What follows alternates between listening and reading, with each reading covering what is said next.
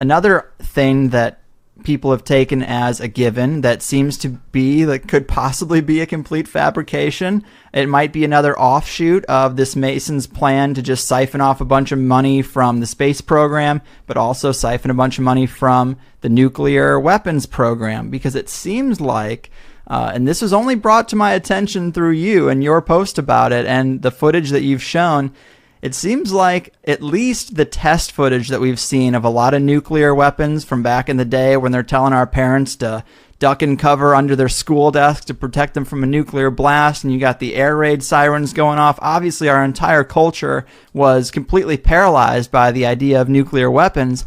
But when you're looking at the test footage, given back then it might not have looked fake. You know, back then they actually thought King Kong looked real in the movie, or Jaws looked real in the movie, but now we can see it's clearly fake. When you look back at that footage, it's oftentimes, it looks like the scale of, say, a subdivision where you're in an empty lot across the street aiming a camera at a farmhouse on the other side of the street, a lot over, and then the blast hits and the farmhouse just gets destroyed. The house just gets ripped apart. But what happened to the camera? You know, who's filming that? The camera is only a couple 100 feet away from that. And in some videos, man, this is the most compelling, is the blast comes from behind the camera.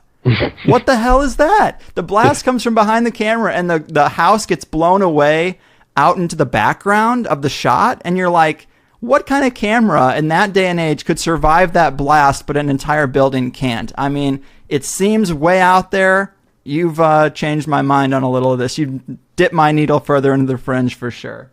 Yeah. So it's just another way to get us scared into giving them more money. So we're giving them hundreds of billions of dollars in this space race that America and Russia were doing, and they also did the Cold War. So they scared us into this nuclear scare, and then stole a bunch more money to build fake nuclear weapons.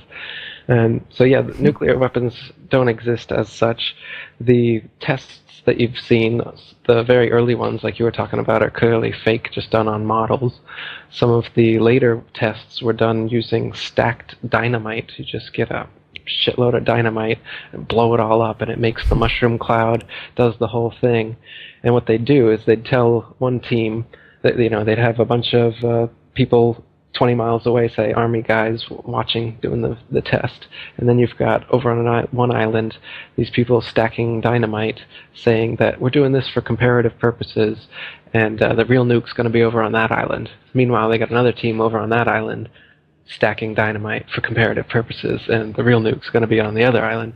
So they even have military men stacking dynamite that they know is being used for these supposed nuclear explosions, but they believe that they've seen a real nuke, even though they tell them to cover your eyes and put your head in your laps as it happens. You don't see anything until the smoke clears afterwards.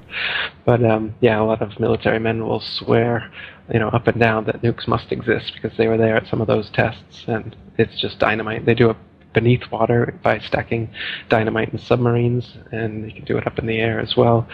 The Hiroshima and Nagasaki nukes, you can see that they're clearly two superimposed explosions, one on top of each other. There's two smoke plumes made to look like they're one. I actually used this technique several times. If you look at this nuke footage, there's if you go to my website, Nuclear Weapons Do Not Exist, you'll see these 3 documentaries that expose the thing completely. And so not only do so for instance, in Hiroshima and Nagasaki, what happened is that they were firebombed. So the cities were leveled just like Tokyo was firebombed, and the damage is comparable. But they claim that it all happened from one blast.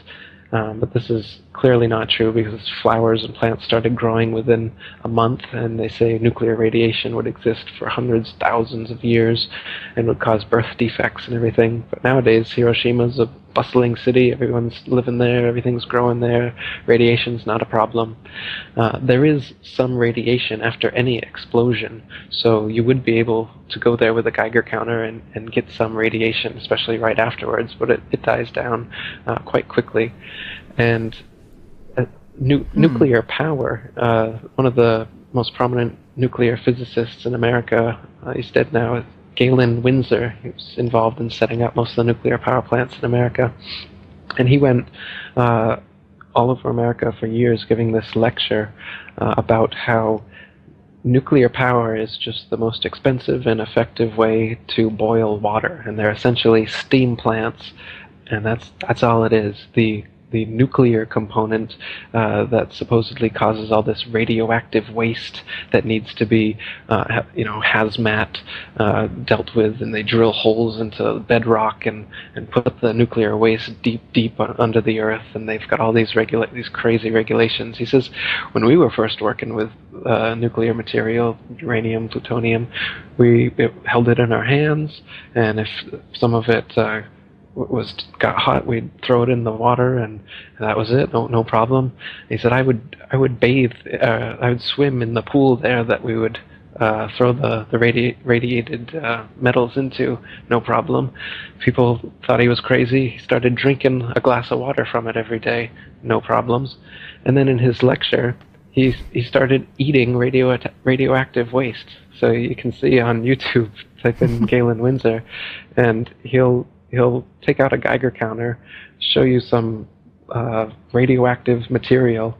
He'll take it out of a tube, and they'll say, I've just caused an EPA, if the EPA was in here, we'd have to clear out this whole area for half a mile, and people would have to come in with hazmat suits, blah, blah, and then he puts it back in the tube, and there's some left over on his hand. So then he licks his hand, shows the waste on his tongue, swallows it, and says, I've been doing this for years.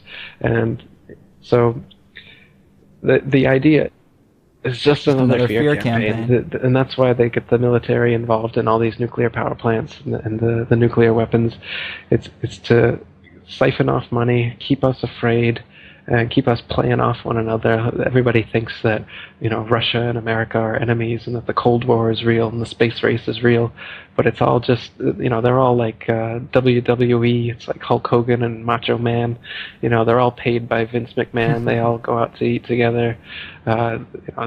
If you're high up in politics anywhere, for sure you're part of this brotherhood that controls everything. There's no independent man at the head of any state. And if he was, what's he doing? Yeah, the only type of government that should exist is a government that doesn't tax or perform violence on its people.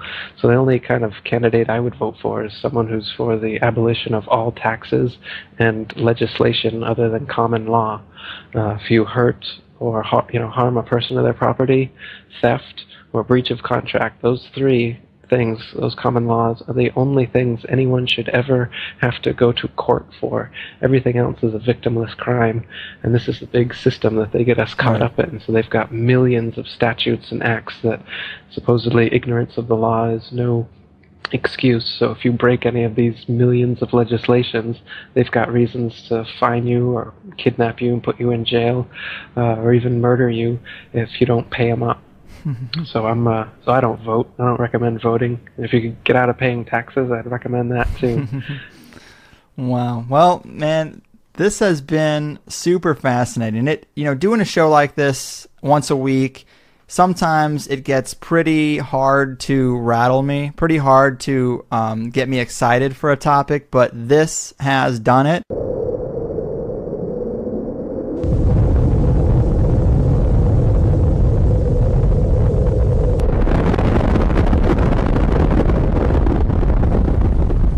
Do nuclear bombs exist?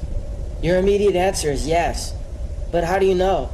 During the mid-20th century, television and movie watchers were bombarded with imagery of what was purported to be atomic test footage. But what were they really watching? They couldn't rewind a videotape or rescan through a video on their computer. So what option did they have but to accept these images at their face value? Now we have opportunity to scrutinize these images to see if they hold up to analysis. Take a look at these trees. Now what was that? And who turned the camera? They're in awfully straight lines, aren't they? Now this must be a different blast because it's coming from a different direction. Wait, now they've put it back. But those are the same trees we saw in the first clip, aren't they? And now this. First they showed us these trees that they panned left on. Then they show us these trees that look like they should be next to a model train. Notice how straight the rows are. It looks artificial to me. Then they show us these trees again. Where's the forward camera? And then back to these trees again. And then they show us what looks to be a real forest that's been chopped down or torn down. Now take a look at this. It's footage of the first H-bomb test called Ivy Mike. Watch how it changes.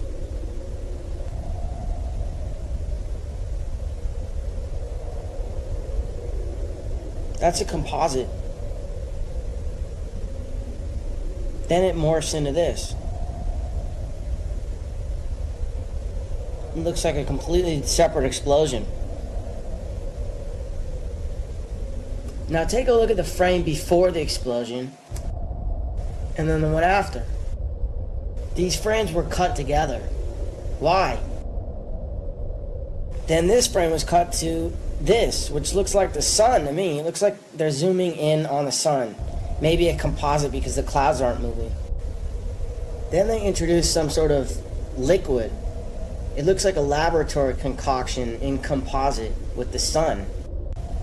Next is Operation Dominic Fireballs in the Yukon. What does that look like to you? Watch it again. It's the sun. Now here's Operation Greenhouse. These guys are getting all ready to see what looks to be the sun again. The sun seems to start to expand. Maybe it's being zoomed in on. They worship the sun after all, Lucifer. So why wouldn't they use him as their greatest weapon?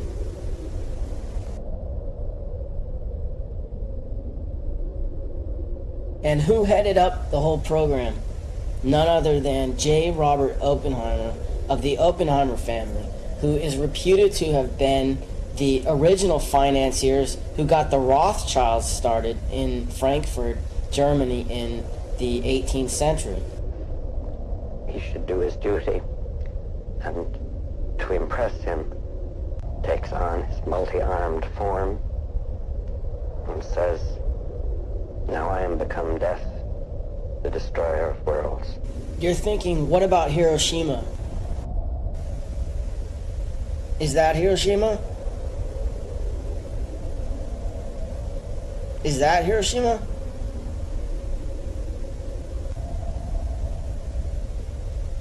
That looks like Hiroshima, but it looks like it's been carpet bombed. Check out this image of Rotterdam. Was that a nuclear bomb? Now compare it to this image of Hiroshima. Actually, this isn't Hiroshima, it's Tokyo after firebombing in 1945. If you accept that FDR might have had foreknowledge of the bombing at Pearl Harbor, maybe you might want to leave room for the possibility that his propaganda machine might have created the myth of atomic bombs. There's no question that the powers that be have ballistics with tremendous explosive capacity. But this shot, for example, could easily be high-volume dynamite. And what are we looking at here?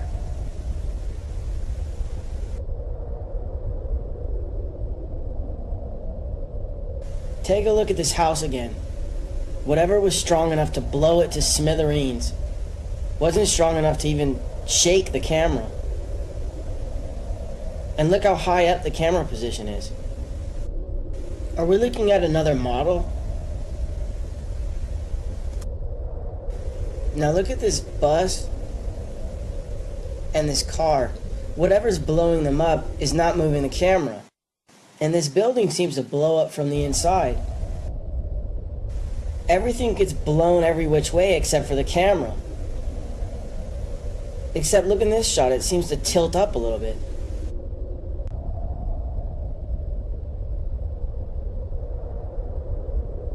Now this is one of my favorites. Watch the two guys behind the glass. Who's filming him? Isn't he being exposed to all that rocket fuel? Anyways, I'm not trying to convince anyone of anything. If you're hell-bent on believing that they can blow up the world at the push of a button, then go ahead. But next time you hear a politician justifying the invasion of a country based on the fact that they supposedly have weapons of mass destruction, realize that they're not only lying about the other country supposedly possessing weapons of mass destruction, they also may be lying about the very existence of weapons of mass destruction. Do North Korea have nukes? Are the Iranians still trying to build a nuclear bomb? Are we perpetually on the brink of thermonuclear war? The governments and the elites that control them have such a history of lying to the public, can we not assume we are not being told the truth? From the Titanic to 9/11, the public have been fed one pantomime after another.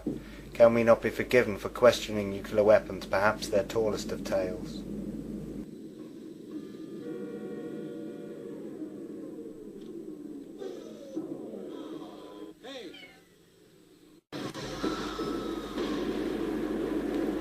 All this time has passed and still no nuclear war. This is excused with the notion of mutually assured destruction, the idea that all supposedly nuclear-armed nations fear their own nuclear destruction too much to try to destroy another, and so we live in perpetual nuclear peace in a world of continuous conventional war.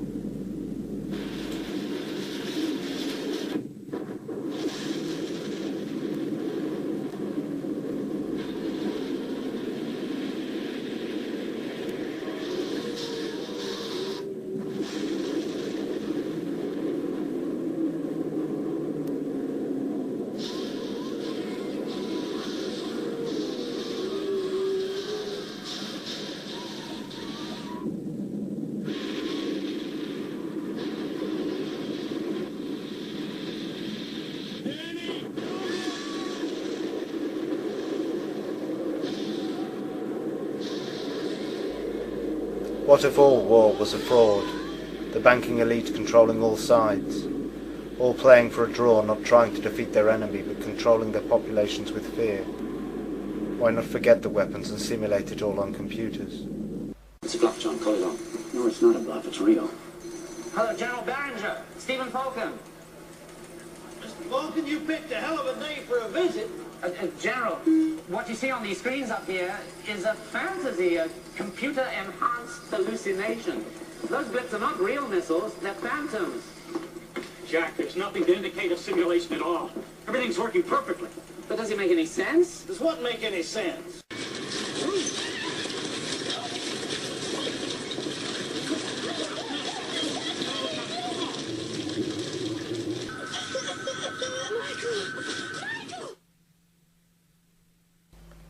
Wouldn't it be cheaper and easier to pretend? Why spend all that money on weapons you know you're never going to use? When convincing your enemy or your public you've got them achieves the same ends.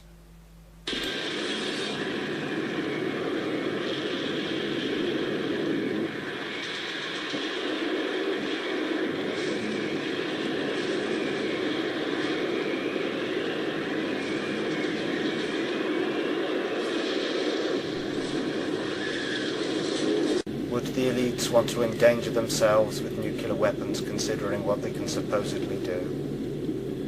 Do they want to destroy the world, to hide underground in bunkers, or is that just what they want you to think? They haven't done it yet, and I wouldn't hold your breath. Why have lots of nukes pointed at each other? Why not just have one very big one each, powerful enough to destroy the world? Would it not offer the same protection?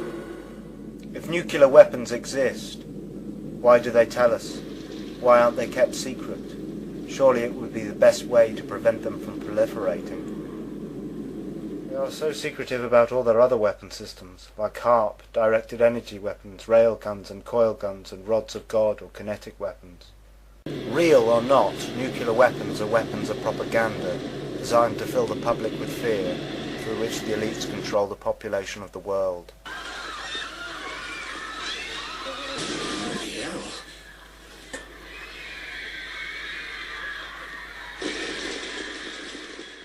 Is this a game, or is it real? What's the difference? Oh, wow.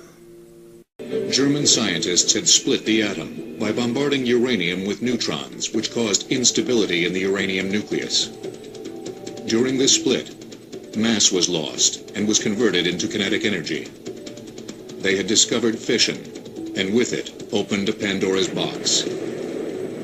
If each of those neutrons goes into another uranium nucleus and causes fission, then the first fission has led to more than 2 fissions in the next generation, and you can see that each successive generation has many more neutrons, and this causes an explosive chain reaction. If 2 masses of highly fissionable uranium in the form of a sphere and a plug could be brought together with sufficient speed inside a bomb, an exponentially increasing chain reaction with explosive force would result. It was known that the nucleus of one form of uranium, isotope 235, would split when it absorbed a neutron. When this happened, energy was released and more neutrons were created that struck and split other nuclei. When it happens continuously, it's known as a chain reaction. No one knew at the start how much fissionable material was needed to support an explosive chain reaction. That volume would be known as the critical mass. Another element, only discovered in late 1941 by Berkeley nuclear chemist Glenn Seaborg, also had the properties to explode in a chain reaction. And we immediately saw no one's mind was on anything but how can this be used for war? It gradually became clear. It's quite possible to make an explosion from this. It was this concern that led refugee German physicist Leo Szilard to reveal that possibility to the U.S. government. Together with Albert Einstein and Edward Teller, he composed a letter to President Franklin Roosevelt. It told of a terrible possibility. Germany had the talent and the knowledge to research and develop an atomic weapon. Delivering the letter to Roosevelt on their behalf was economist Alexander Sachs, a friend of Szilard and economic advisor to the president. Let's take a look at this letter. It may become possible to set up a nuclear chain reaction in a large mass of uranium. This new phenomenon would also lead to the construction of bombs, and it is conceivable, though much less certain, that extremely powerful bombs of a new type may thus be constructed. However, such bombs might very well prove to be too heavy for transportation by air. Major General Leslie R. Groves, the man responsible for the Pentagon, was placed in charge of the project. The project was massive, to design and build a device that existed only in theory, from material that didn't exist in any quantity, under unprecedented secrecy. Fermi tackled the first obstacle to the bomb, the question of whether or not a sustained chain reaction could be induced in a uranium reactor. Without the successively doubling power of the chain reaction, a bomb would be an impossibility. Fermi was one of the few scientists who was talented both in theory and in practice. He loved getting his hands dirty. Leo Szilard was the antithesis of Enrico Fermi. Szilard usually slept late. He soaked in the bathtub to get fresh ideas. While in the bathtub, Szilard remained focused on the competition, the German bomb effort. He convinced scientists in the U.S., whose community thrived on openness, to censor their own papers, so that they would not inadvertently help the Germans. This would also facilitate the hoax. The nuclear bomb hoax thrives on secrecy, and in fact, one of its main purposes is to create an apparent need for extreme secrecy within the government and the industrial military complex. One of the main purposes for the creation of the myth of nuclear weapons is the rise of the secret services. Nuclear weapons provide a perfect excuse for governments to keep secrets and tell lies to their populations. As a result of the nuclear weapon myth, the population demand it. Without nuclear weapons, there is little or no justification for keeping secrets and telling lies to the population, or for the organizations charged with that task. But sometimes we forget that security violations can be dangerous business too. If classified information about this test mission fell into enemy hands, the consequences could be disastrous to all of us, individually and collectively as a nation. Security is only common sense. Don't take chances. Avoid loose talk. Safeguard classified information. Report security violations at once. Prompt action may prevent a minor incident from developing into a serious one. Avoid writing about classified material in letters home. Be sure you're secure. Don't be careless. I hate a careless man. As the U.S. bomb effort was taking its first tentative steps, news that the Kaiser Wilhelm Institute in Berlin had begun actively pursuing uranium research rippled through the American scientific community. It would take nothing short of a disaster to move the president to take decisive action, and a disaster was not far off. Pearl Harbor plunged the United States into war. The first self-sustaining chain-reacting pile was successfully operated by Enrico Fermi.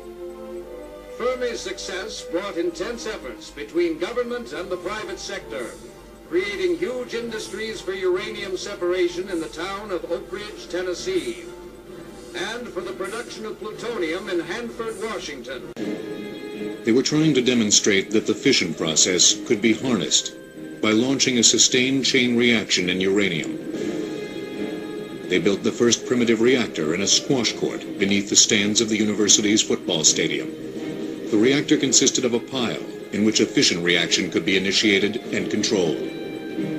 They did it by piling layers of graphite and then embedding balls of uranium, so that when the neutrons started flying through, they would be slowed by the graphite, collide with the uranium, release more neutrons, and those neutrons would continue in the chain reaction pattern. This momentous achievement, only detectable by a Geiger counter, meant that the fission process could be sustained. Nuclear energy could be released in a controlled way, as in a reactor, or perhaps cataclysmically, as in a bomb. This in no way indicates that an explosive chain reaction is achievable. To head up the installation, Groves, an expert judge of men, chose a most unlikely candidate, J. Robert Oppenheimer. A gifted physics professor, Oppenheimer had a reputation for being temperamental, perhaps not suited to a highly stressful assignment. It was advised that Oppenheimer would be a disaster. People told him that Oppenheimer couldn't run a hot dog stand. Oppenheimer was a fascinating and complicated man. Fundamentally, he seems to have had some of the qualities of an actor. He was different things to different people. Oppenheimer drew luminaries like Enrico Fermi, Hans Bethe, and Edward Teller to the facility, as well as technicians fresh out of college.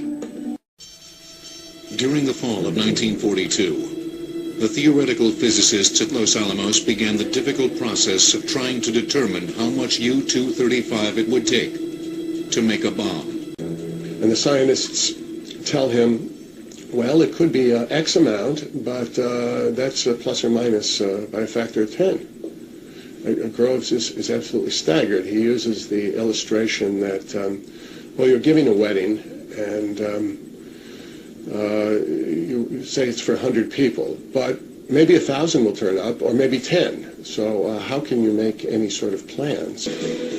Robert Oppenheimer's team of physicists doubled the amount of uranium-235 thought necessary to achieve critical mass and sustain an explosive chain reaction to 200 kilograms. Their calculation, made without adequate samples of U-235 for tests, would prove to be 10 times the required amount. It was important that the critical mass was not too small. That would make nuclear bombs too cheap and easy to make. But equally it was important that the critical mass was not too large, as this would make deliverable bombs an impossibility. The main obstacle was how to quickly assemble two smaller subcritical masses into one larger explosive one.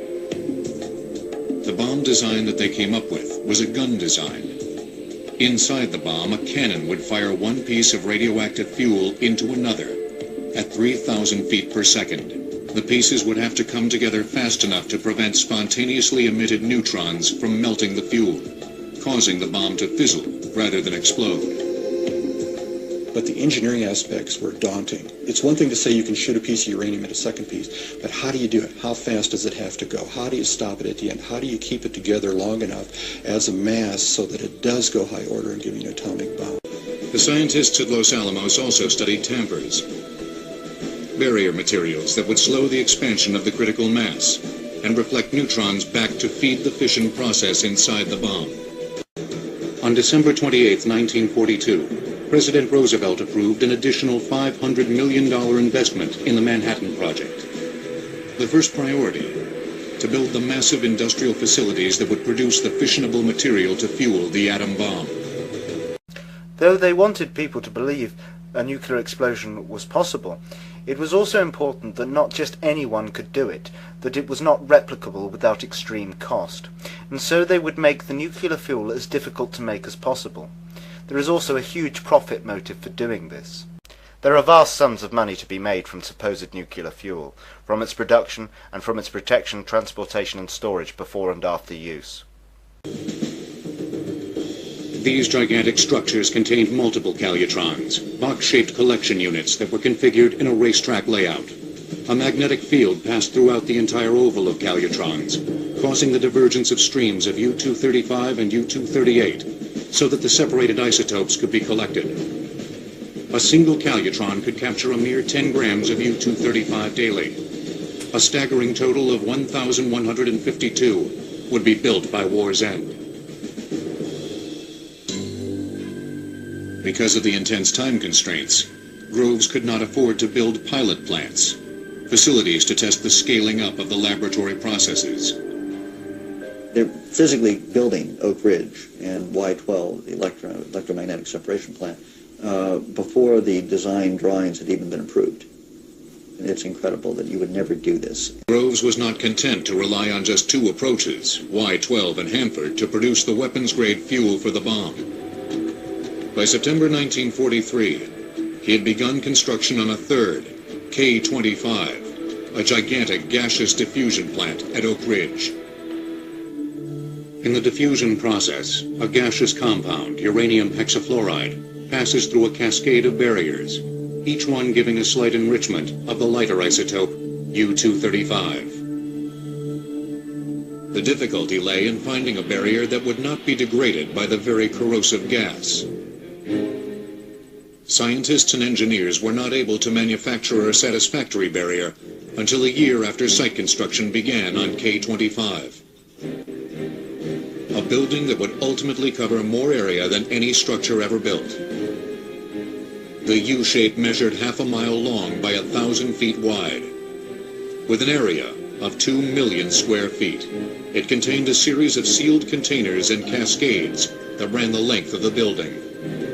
If anybody asks you what you make in Oak Ridge, you tell them you're making the lights for the lightning bugs, or that you're making the holes for the donuts. Huge industrial facilities were commissioned and built without any significant evidence a deliverable bomb was possible. There always was doubt that nuclear fuel could be produced in sufficient quantities whilst maintaining a pure product. Fission is more readily produced in a rare uranium isotope, uranium-235, that occurs naturally at a ratio of 1 to 139 to its less useful twin, uranium-238. Chemically identical, the isotopes were almost impossible to separate.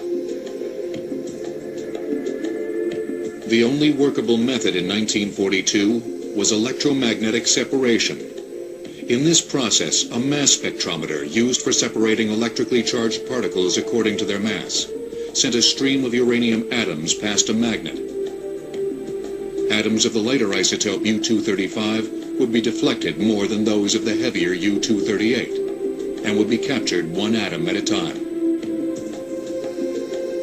Scientists at Columbia University championed a competing mode of separation, gaseous diffusion. This method passed the isotope through a porous barrier that separated the lighter isotope from its heavier counterpart, but it proved to be technically challenging.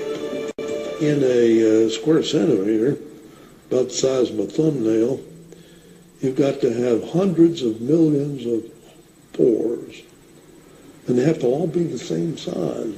If they're too big, the gas flows through without any separation.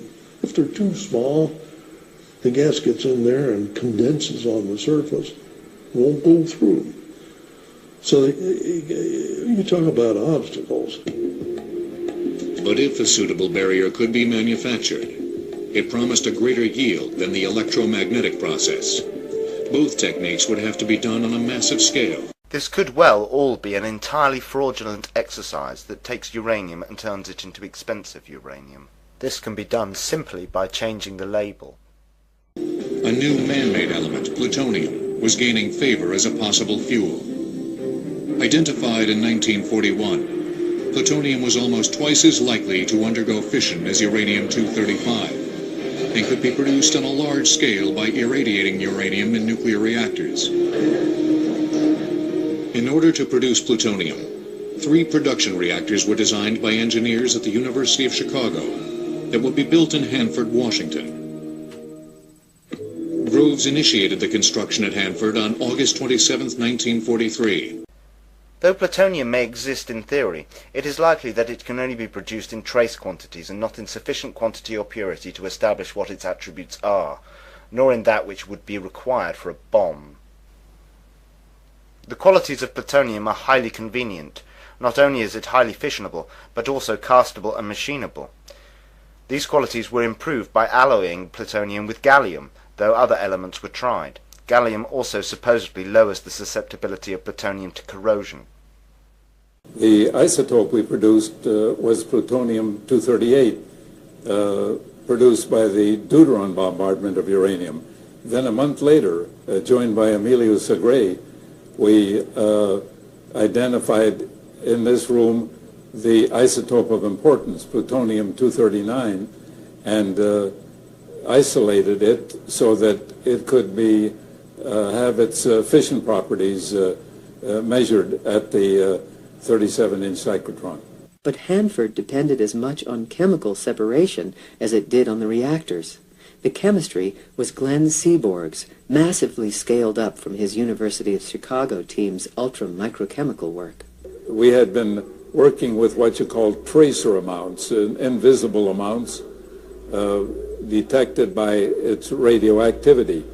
But we couldn't deduce the chemical properties with certainty that way. We needed to work with actual ponderable, weighable amounts. And that's why we produced weighable amounts of plutonium in this way. This meant that we had to work, I say we, are the chemists working with me, on what they call an ultra-microchemical scale. It was looking less and less likely that enough U-235 could be produced to impact the war. At the same time, the alternative, plutonium, was proving to be equally tricky.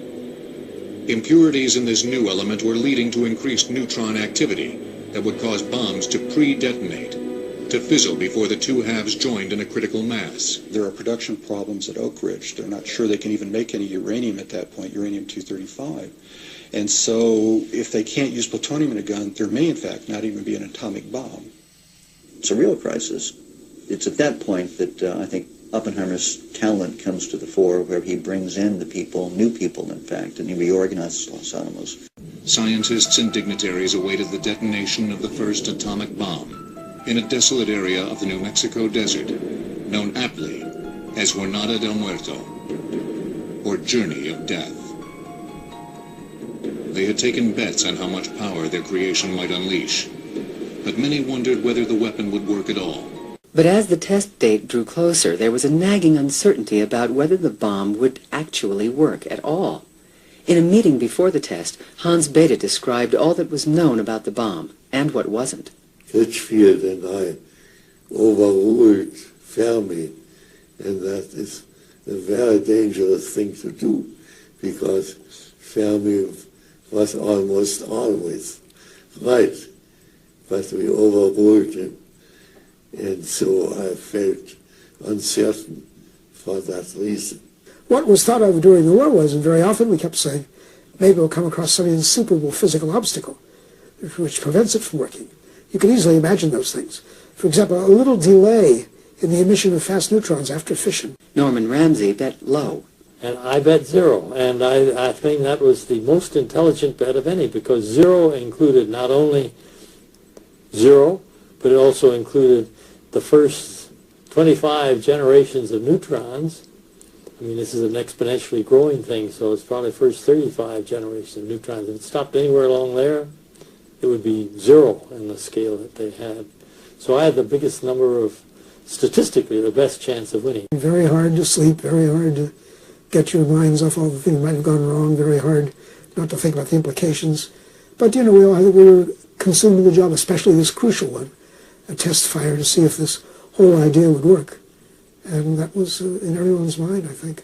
Everybody was extremely excited to see if it actually would turn out to be that way, because no one really knew whether the thing would work or not. It was determined that explosive means would do the job by taking a subcritical mass and making it critical, so the radioactive material would detonate. 2 methods to do that had been devised.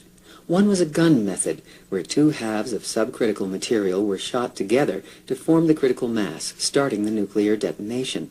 It was discovered the gun method would work with uranium, but not with plutonium. The gun method was the easiest, but the science of implosion would have to be developed also. It required science and engineering that would enable simultaneous and uniform compression of plutonium. Because nothing like this had ever been created, the plutonium weapon would also have to be tested. The plutonium bomb's new configuration called for an outer shell of explosives that would direct symmetrical shockwaves inward, compressing a subcritical central mass of plutonium. The resulting increase in the density would shrink distances between nuclei, thus starting the explosive chain reaction. Nobody had ever taken high explosives, wrapped them around something, and got a symmetrical explosion. And so they weren't even sure they could do that technically. It was a very, very tough engineering problem. Lenses were created, explosive lenses that would focus the shock wave inward to compress the subcritical mass to critical. High explosives were mixed to form the cocoon the fissionable material would rest in. The molds for the lenses were the biggest problems. The molten explosive had to be cooled just right to prevent air bubbles, which would interfere with the detonation. The lenses required precision casting with machine finishing. Tolerances for the 100 or so pieces had to fit together within a few thousandths of an inch. Inside the very center of the bomb was an initiator, surrounded by a sphere of plutonium. This sphere was encased within a set of symmetrically located, high explosive lenses, creating an implosion which forced the plutonium into itself, attaining critical mass. But what if the real test was unsuccessful? The fissionable material might be lost from the detonation of the high explosives surrounding it. The decision was made early on to contain any misfire inside a huge steel vessel. It was 25 feet long, 12 feet in diameter, 14 inches thick, and weighed 214 tons.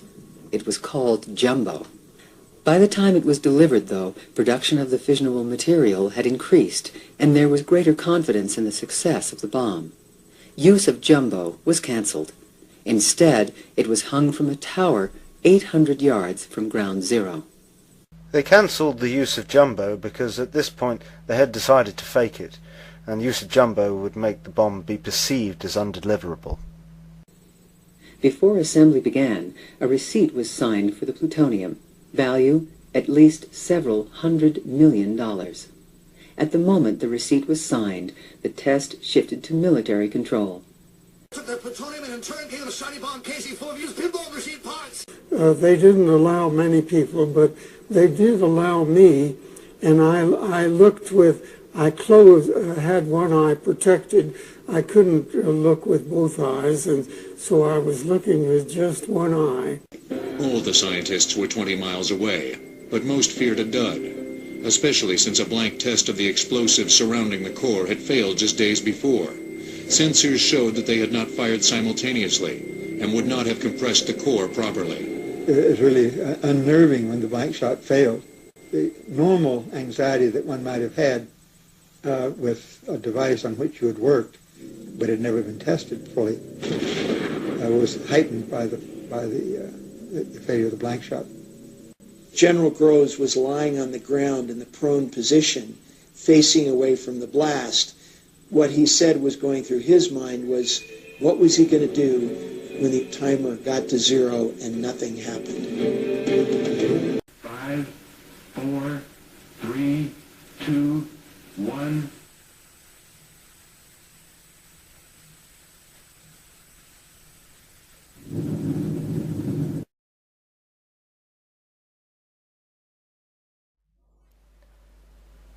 Despite the uncertainty and the doubts, the implosion device worked first time. With all the technical difficulty they admit to in making such a device, we do not expect a good few failures before you got it right. Of course, it worked first time because they faked it. As with all subsequent nuclear tests, it was fake.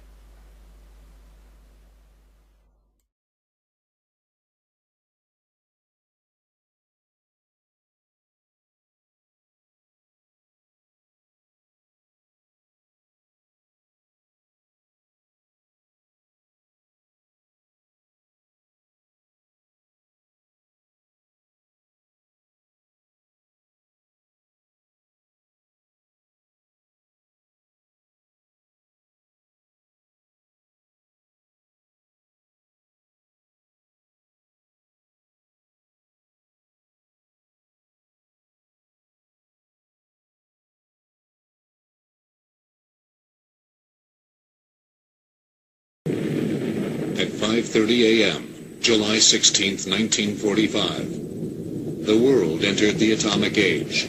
With an intense flash, a sudden wave of heat, followed by a tremendous shock wave. The ball of fire extended 40,000 feet.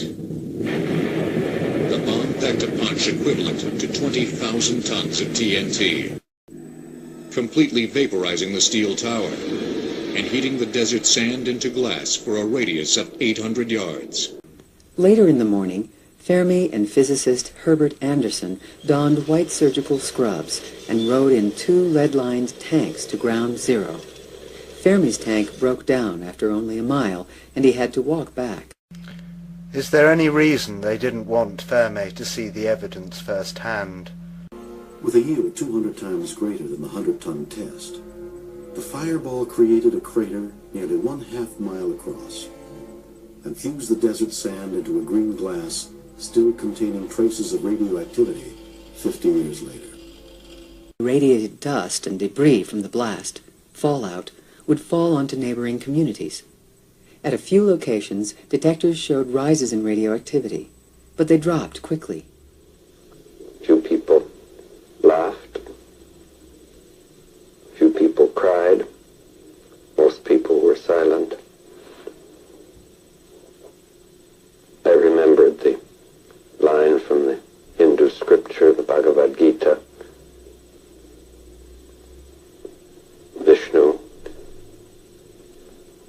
is trying to persuade the prince that he should do his duty, and to impress him takes on his multi-armed form and says, "Now I am become death, the destroyer of worlds." I suppose we all thought that one way or another. The explosions were mostly created using large towers of hundreds of tons of TNT. A short time before the Trinity test, they detonated such a tower of 108 tons of TNT. The Trinity test was probably a larger such tower, of 1,018 tons of TNT. May 1945. The hot New Mexico desert seemed far from the ravages of war in Europe.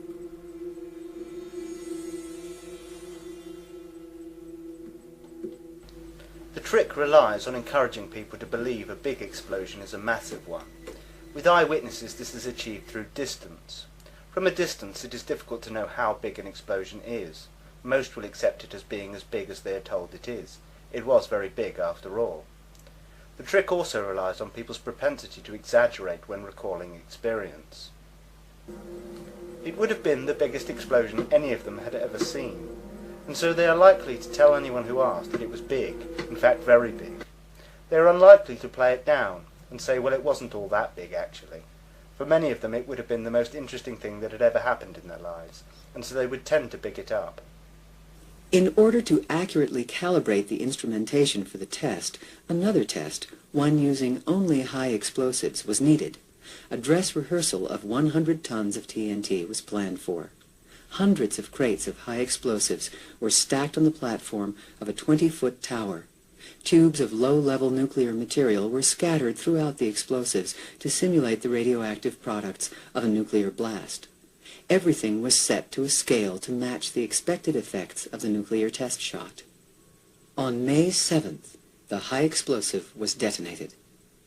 The orange fireball was seen 60 miles away.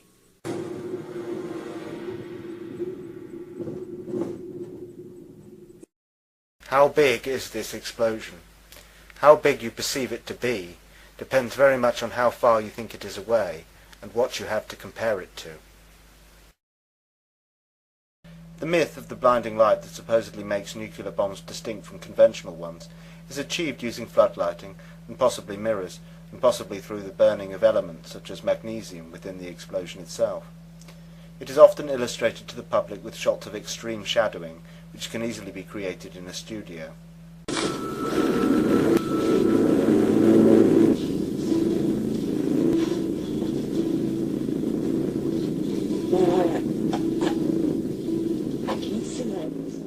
Most witnesses will never actually see the supposed blinding light, as they were usually told to close and cover their eyes, and often to turn their backs. Often the illusion was reinforced with protective goggles and clothing. The footage is generally put together using footage of smaller explosions, without anything in shot to provide size comparison, mixed with footage of the sun, sunsets, and clouds filmed using time-lapse photography.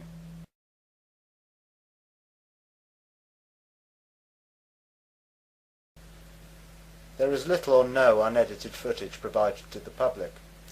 Almost all of the footage has cuts, and often cuts away to shots of observers, or shots illustrating the supposed destructive force, and back again to the footage of the developing aftermath of the explosion, and then away again and back again. And so the public rarely sees a so-called nuclear explosion complete in one continuous sequence. Mushroom clouds are not unique to so-called nuclear explosions. The illusion of nuclear weapons was also manufactured with the use of very large conventional bombs, fuel-air bombs or thermobaric or vacuum bombs. Up close and from a distance they could easily be mistaken for mythical, much larger so-called nuclear bombs. But it was one unique conventional bomb that was the climax of high explosives in Vietnam. Called Big Blue 82, it was a blockbuster that caused injuries for miles. At 15,000 pounds, a single bomb was the entire cargo for the journey into hostile airspace.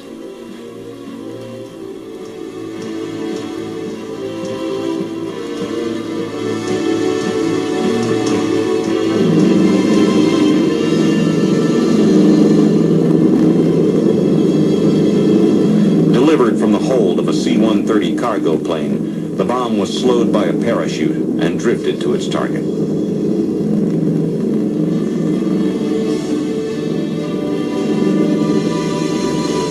When it exploded, the crater was enormous and the destruction total. You're about to witness the mother of all bombs. The massive Ordnance Air Blast Bomb, or MOAB, 10 tons of H6 explosive. When they were testing it, people actually thought they were testing small-scale nuclear devices. Plus, the psychological effect of the nuclear-style mushroom cloud is undeniable. Good job.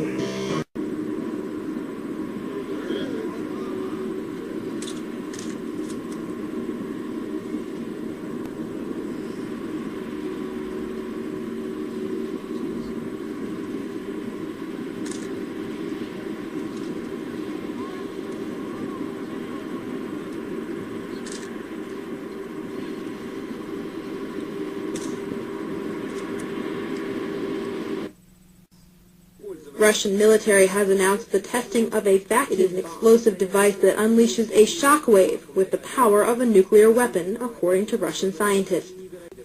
U.S. forces have used a thermobaric bomb, which works on similar principles, in their campaign against al-Qaeda and Taliban forces. The first and most obvious question people ask when confronted with the idea that nuclear weapons may be a hoax is, what about Hiroshima and Nagasaki? While the scientists at Trinity site waited for the test in the New Mexico desert, the primary components of the gun-type uranium weapon were being hoisted aboard the cruiser Indianapolis. The ship set sail for the Pacific island of Tinian in the Marianas. A few weeks later, on August 6, 1945, a B-29 named Enola Gay took off in the early morning hours. Just after 8 a.m., it dropped the weapon named Little Boy, which exploded approximately 1,000 feet over the Japanese city of Hiroshima. Boom! The uranium gun weapon, or Little Boy bomb, was a simple design, and scientists were confident it would work without testing. Designers considered a test prior to combat use unnecessary and impossible, since there was only enough U-235 for one bomb. And so Little Boy goes into combat as an untested weapon. In the past 24 hours, 4 heavily loaded B-29s have crashed on takeoff.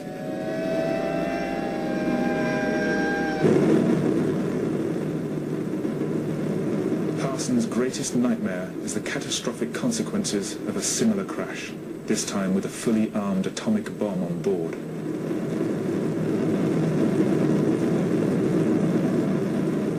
Disregarding months of planning, he makes a last-minute decision to attempt the arming of the bomb in the air and not on the ground, something which has never been tried outside the controlled, sterile environment of the laboratory. Armed with just a screwdriver and a spanner, he spends hour after hour practicing the techniques required to arm the bomb in flight. The temperature inside the bomb bay soars to over 40 degrees, but he continues, even as his hands start to bleed. There is no room for error. The next time he does this will be for real, 31,000 feet up in the sky, exactly 2 hours away from the target. This is padding the narrative in order to make the very dull story of dropping a bomb more exciting, and to sculpt it into a triumph against the odds.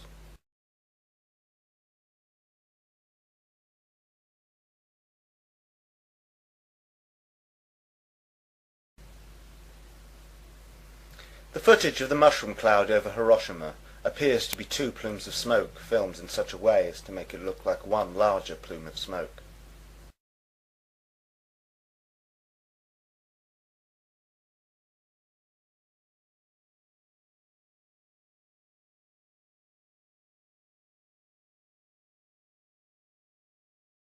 "8:18. My God, what have we done?"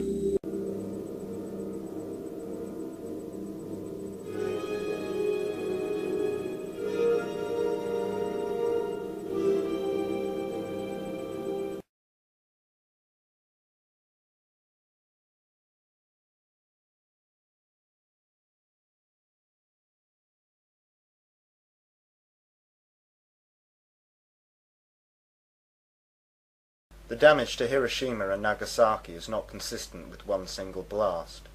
The damage is uniform. Wooden structures have been burned away. More substantial buildings remain, with roofs and other flammable parts burned.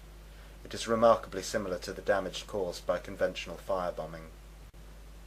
In Hamburg, Darmstadt, Kassel, and most notably Dresden, firebombing was used in such a way as to create an effect known as a firestorm, where a fire attains such intensity that it creates a central column of rising hot air, inducing strong inward winds which supply oxygen to the fire, which significantly increases combustion.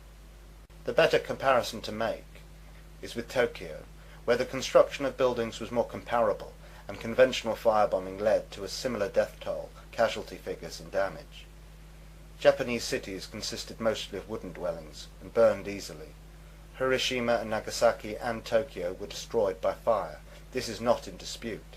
It is claimed that in Hiroshima and Nagasaki that a singular atom bomb caused these fires. It is likely that Hiroshima and Nagasaki were firebombed in much the same way as Tokyo, and that the story of Little Boy and Fat Man is entirely fictional. At 8:15 in the morning of August 6, Japanese time, the first atomic bomb hit an enemy target. The bomb was aimed to explode above 0 point, a spot in the city at the junction of the Motoiso and Ota rivers. The bomb was intentionally set to explode well above the 0 point to dissipate its radioactivity. Here is the pictorial record of the result. At 0 point, directly beneath the explosion, The soldier in the scene is pointing at the spot from which all damage to the surrounding area was measured in terms of distance from the center of the blast. Within a mile of 0 point, the devastation speaks for itself. But in these very ruins, Army cameramen have found and filmed pictorial evidence that tells in twisted steel and stone the effect of death-dealing atomic power. For example, this was the site of the main Japanese military headquarters. There were approximately 20,000 Japanese military personnel stationed here. They are among the missing. A lone concrete smokestack indicates where a bustling factory once stood. Reinforced concrete buildings seem to have withstood the explosion fairly well, the damage varying with their distance from 0 point. Within an area of a mile to a mile and a half, this type of building was the only type to withstand complete demolition and destruction. Here's a building that was actually knocked sidewise, giving you an idea of the force of the blast. The direction of the blast is graphically told by the slant of this parapet, a concrete wall. Etched in the stone base of what was the Russo-Japanese War Memorial are telltale lines, atomic handwriting for all to read. Another signpost of the direction and force of the explosion is plastered in the polished granite base of this statue. The light surface indicates the angle of the blast, 2/10 of a mile from 0 point. Many of the shattered windows pointed like skeleton fingers the direction of the atomic wind of death. On one side, blown in. On the other, blown out, with atomic tornado force. Inside, the flash burns on the chairs give eloquent testimony on the heat of the blast a mile from 0 point, which singed the mohair upholstery like a blowtorch. Hiroshima City Hall, which stood at an angle of 45 degrees to the direction of the explosion, had its doors and windows blown in, but suffered much less damage than buildings squarely in the path of the blast. The windows and doors offer mute evidence of the way the blast swept into the structures. The destructive circle within a mile from 0 point had a few notable exceptions, mainly reinforced concrete. On the edge of the area of greatest damage was a landmark, the Red Cross Hospital, which never ceased functioning, although it sustained damage. Today, it dominates the desert of a debris that was Hiroshima. Another notable exception to the general demolition was the Higashi Railroad Station in East Hiroshima, a mile and a half from the center of the blast. This building, however, suffered extensive damage. The twisted steel beams and concrete wall show the effects of the tremendous concussion.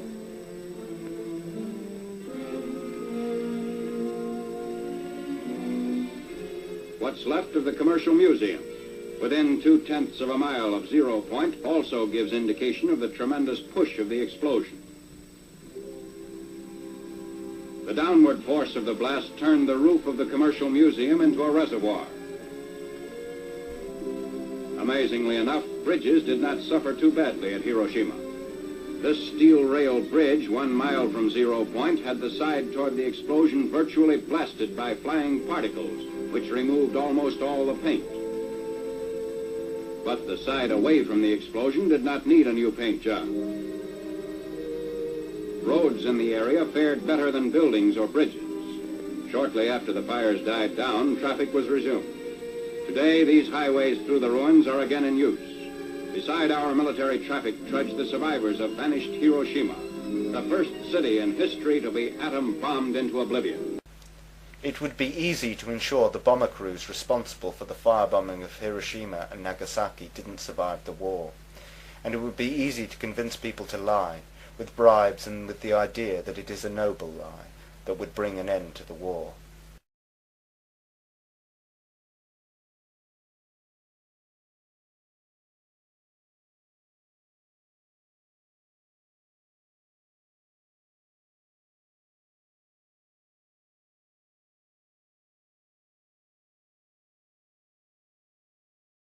Where is the big black scorch mark we saw from the bird's eye view of the Trinity site?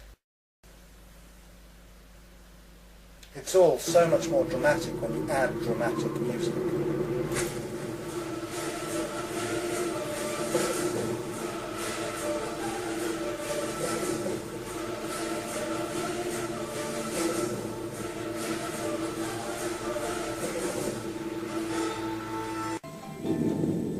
Though Trinity had been a success, questions remained about Fat Man.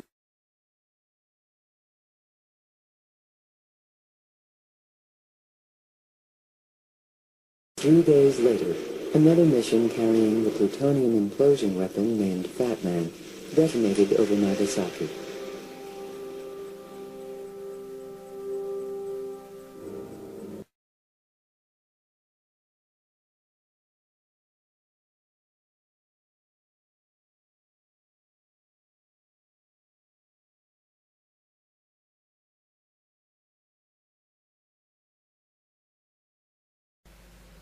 Cue the dramatic music.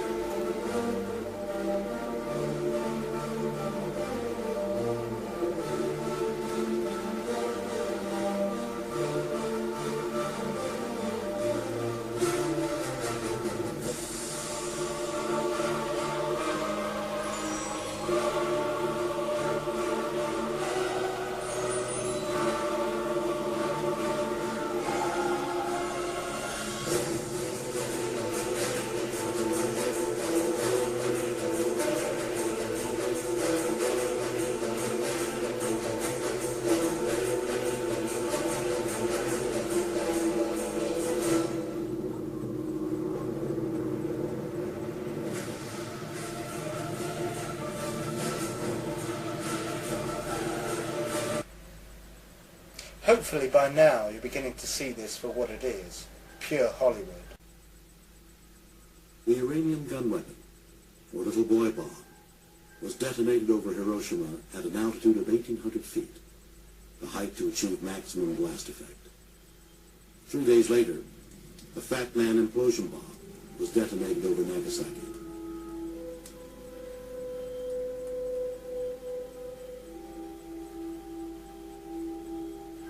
In Hiroshima, 70,000 people were killed or listed as missing. Of its 90,000 buildings, over 60,000 were demolished. The implosion bomb, dropped on Nagasaki, took the lives of 42,000 people and injured 40,000 more. It destroyed 39% of all the buildings in the city. With a yield of 20 kilotons, similar to that of Trinity, this weapon will be considered a nominal atomic bomb and provide a blueprint for all future nuclear weapons. These skulls in the foreground are very illustrative. Throw in a nice emotive baby playing in the rubble. Burn victims are in no way evidence of nuclear detonation. Standard heat will cause burns. Burn victims are indicative of firebombing. Radiation is also not proof of nuclear detonation. Radiation can easily be faked. It merely needs to be claimed. But as we have seen from the TNT test at Los Alamos, radioactive material can be spread by conventional explosives, and so presumably conventional bombs. However, there is no significant evidence of any long-term radiological contamination of either Hiroshima or Nagasaki. After Hiroshima and Nagasaki, the American military proceeded to stretch the truth even further than they had before. Next came Operation Crossroads at Bikini Atoll. Crossroads consisted of 2 tests, the first codenamed Able, the second codenamed Baker. The supposed purpose of Crossroads was to test the effect of nukes on naval hardware, though many say it was a way of getting rid of surplus military ships left over from the war. The bomb will not start a chain reaction in the water, converting it all to gas and letting all the ships on all the oceans drop down to the bottom. It will not blow out the bottom of the sea and let all the water run down the hole. It will not destroy gravity. I am not an atomic playboy, as one of my critics labeled me, exploding these bombs to satisfy my personal whim. By dismissing the absurd, you can camouflage the ridiculous as plausible. Able, supposedly dropped from a plane, was likely a large conventional bomb.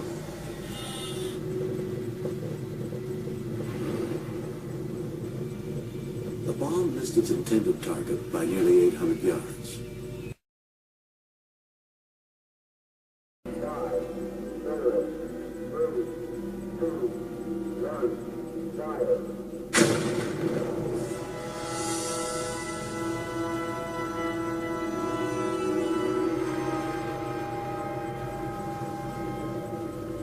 Baker, a much bigger explosion was probably large amounts of submerged explosives.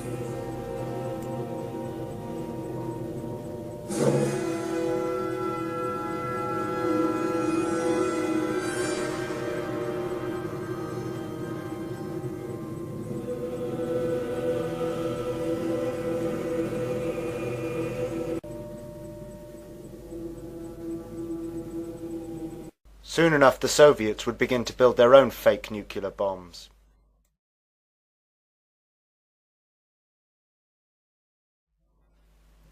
August 29th, 1949. The Soviets faked their first atomic bomb. Making a device that will cause a nuclear explosion is one thing. Making deliverable nuclear bombs is a further challenge. Mass manufacturing these devices so that they can be stockpiled, ready for use as and when needed, brings with it further difficulty. It is not denied that nuclear weapons have a lifespan. This is good for the industry, as the need for periodical replacement generates ongoing revenue. 2 years after Crossroads, authority was given by President Truman to proceed with Operation Sandstone.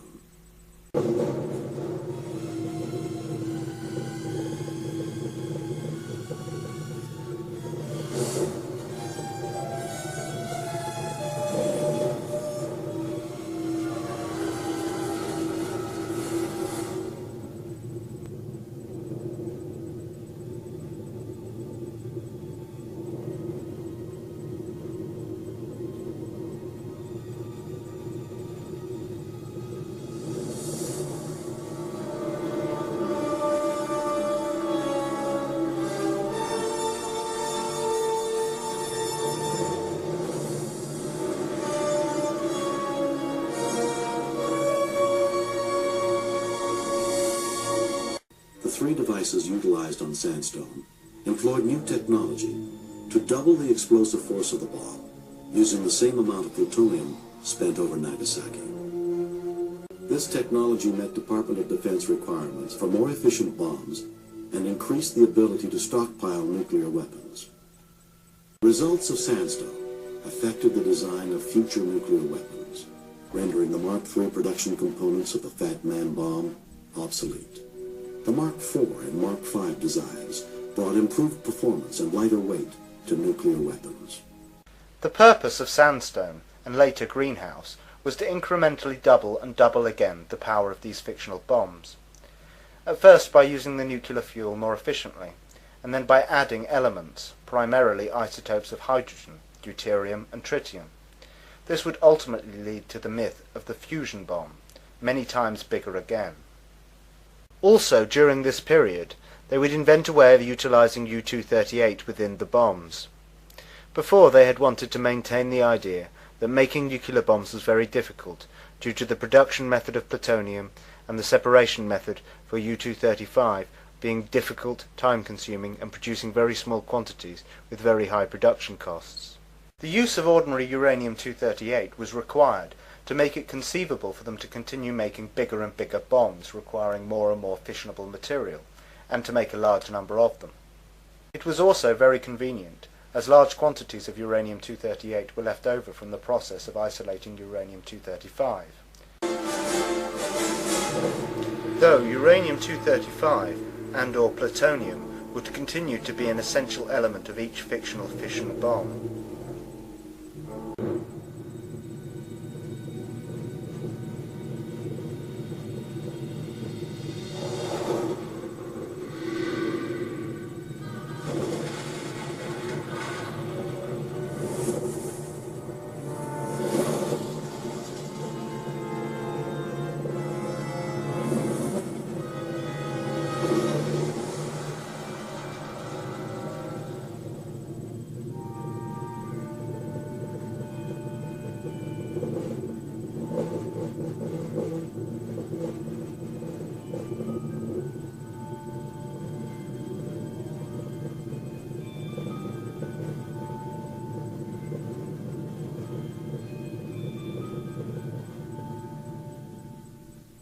A fourth test on Operation Greenhouse was the item test, about a 45.5 kiloton test in which tritium was burned in the very center of the nuclear explosion.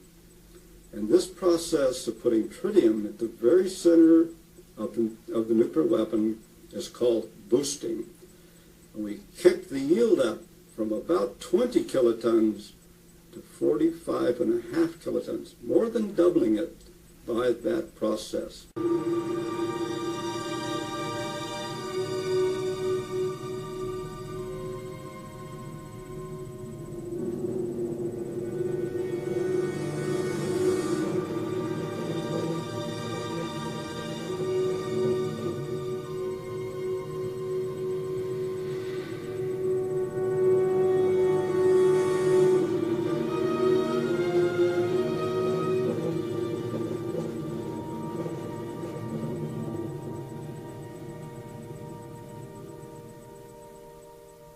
Another of the events on Greenhouse was the George event. Now, George is a large 225 kiloton weapon that was used to burn a deuterium capsule. And this is the first of our thermonuclear weapon experiments to ever be conducted.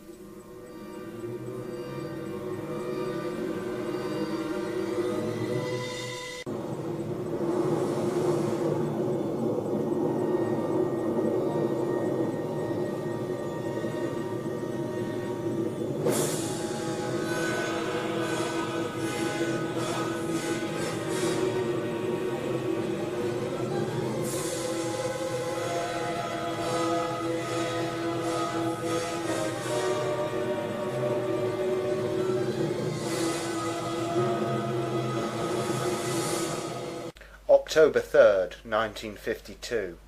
The British faked their first atom bomb. It was supposedly detonated inside the hull of a frigate, 8 feet 10 inches below the waterline. It was likely just a frigate filled with large quantities of explosives. Dr. Penny gives the order for the weapon to be fired at 8 o'clock next morning. One scientist remains to arm the firing circuit.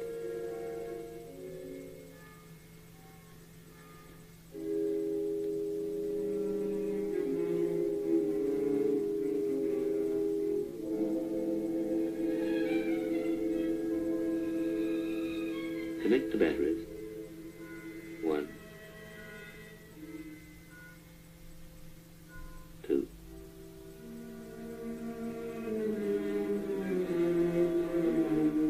Next, the switches.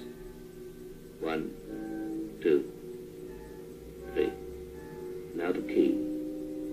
Turning the circuit into position to fire. That's it. The weapon is ready to explode at the touch of control headquarters on an island some miles away. But it can't be fired before this man gets there, since he carries a safety link, and without that link the firing circuit is still open.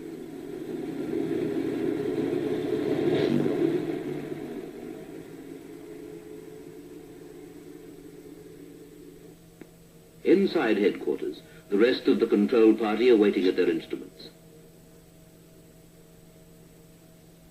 In the half-light of the control room, the safety link is delivered to the controller. The final process of firing can now be set in train. Time bracket open. Fox George, this is How 1. Pass your message, over. Hello, How 1, this is Fox George.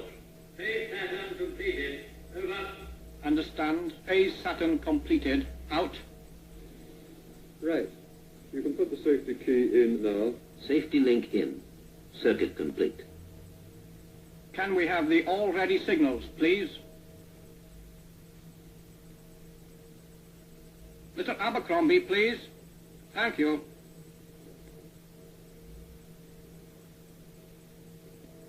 Minus 8.5 minutes.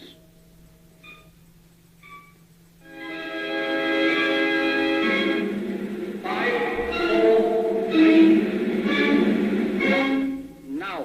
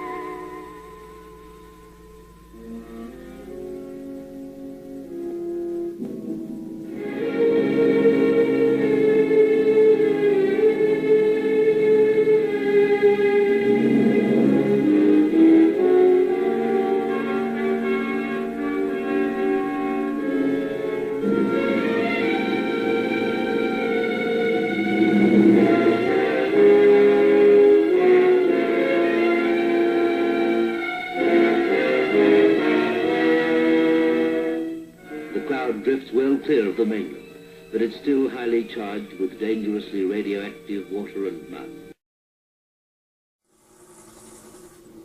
Situated on the Zero Island was the cab, or building, which housed the device. The Mike device was known as a wet bomb because it used liquid hydrogen isotopes to create the thermonuclear reaction. This made the device very large, weighing some 62 tons, and impractical to use as a deliverable weapon. A plywood tube ran from the Zero Island across the causeways to a detection station on the farthest island, a distance of nearly 2 miles. This tube was filled with helium, allowing lethal radioactive rays faster travel to the detection station before the island was consumed by the fireball. A 2-story, 82-ton steel cylinder containing a concentric series of thermos bottles, which housed the super-chilled liquid deuterium, the hydrogen fuel, as well as raw uranium, tritium, Teller's plutonium spark plug, lead baffles, gold leaf reflectors, an ablative polyethylene lining, and, sitting at the very top of the assembly, a Nagasaki-style fission bomb to get it all going. The mechanism, along with its support and refrigeration gear, required a hangar-sized building called a shot cab to house it. The pipes leading off to the right were for observation purposes. They would carry the initial bomb light down a 2-mile wooden tunnel to sensors on a neighboring island. Cruiser Estes ordered the capacitors of the fission primary to simultaneously discharge into 92 detonators. The resulting shock waves raced through the high explosive shell, converging on and compressing the plutonium sphere into a supercritical metallic fluid, and crushing the tiny initiator at its core, releasing a few dozen neutrons to start the chain reaction. Million-degree X-rays outran the blast wave by milliseconds, racing down the radiation channels to immolate the interior plastic lining and send it crashing inward toward the plutonium spark plug suspended within the now superheating liquid deuterium. Pressure from the fissioning spark plug touched off a fusion reaction in the tritium at its core. The expanding shockwave met the inwardly rushing radiation to further compress the deuterium. Hydrogen atoms began to fuse, momentarily creating every element that had ever existed in the universe, and a couple more besides. A few millionths of a second after receiving its orders from the Estes, Mike had burst free of its thermos bottle and was heading for the upper stratosphere.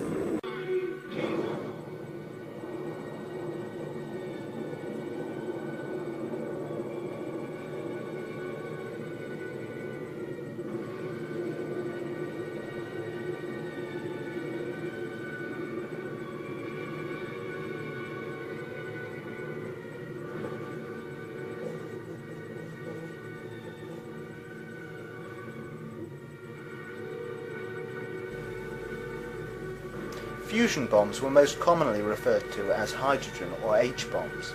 This may be because they have nothing to do with fusion of hydrogen into helium, but simply that in order to fake bigger and bigger bombs, the igniting of large quantities of concentrated hydrogen was required, rather than the towers of TNT utilized in the earlier fake fission bomb tests.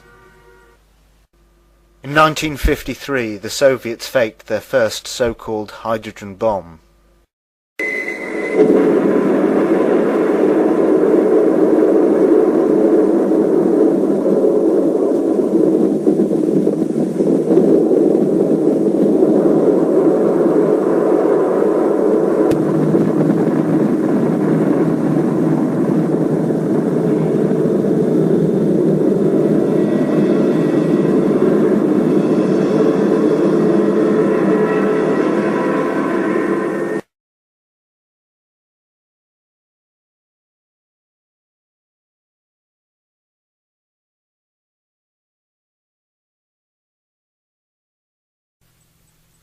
In the spring of 1953, the Atomic Energy Commission and the Department of Defense conducted 11 nuclear weapon tests in Nevada under the code name Upshot Knothole.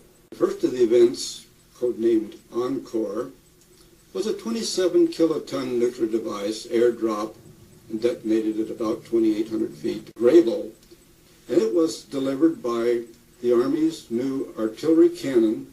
A 280-millimeter projectile was fired and detonated over about the same blast area with a yield of about 15 kilotons at an altitude of about 500 feet.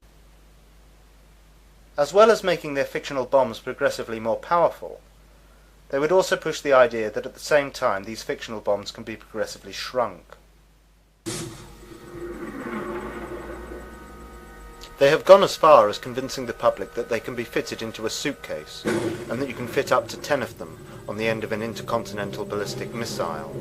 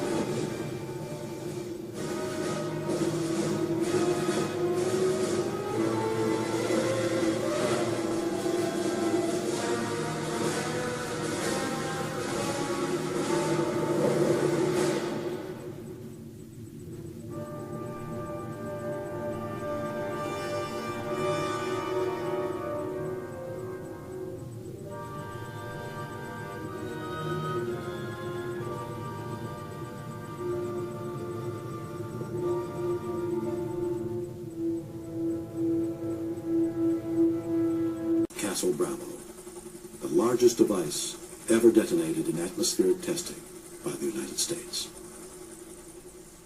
Bravo was a hydrogen bomb using solid thermonuclear fuel, confirming the designs of Edward Teller and Stan Ulam, and paving the way to producing aircraft-deliverable hydrogen bombs and more effective weapons.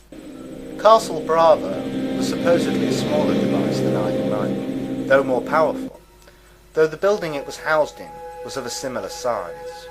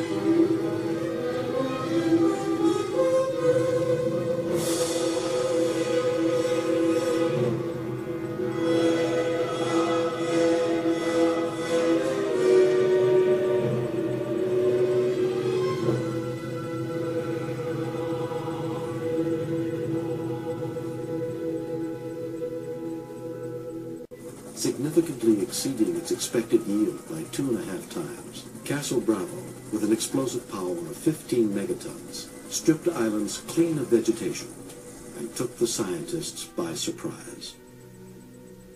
The huge explosion released large quantities of radioactive debris into the atmosphere. This incident pushed the dangers of fallout from nuclear weapons clearly into the public mind.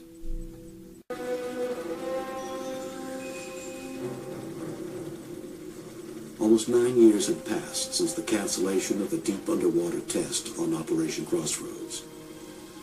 That test was finally conducted as Operation Wigwam.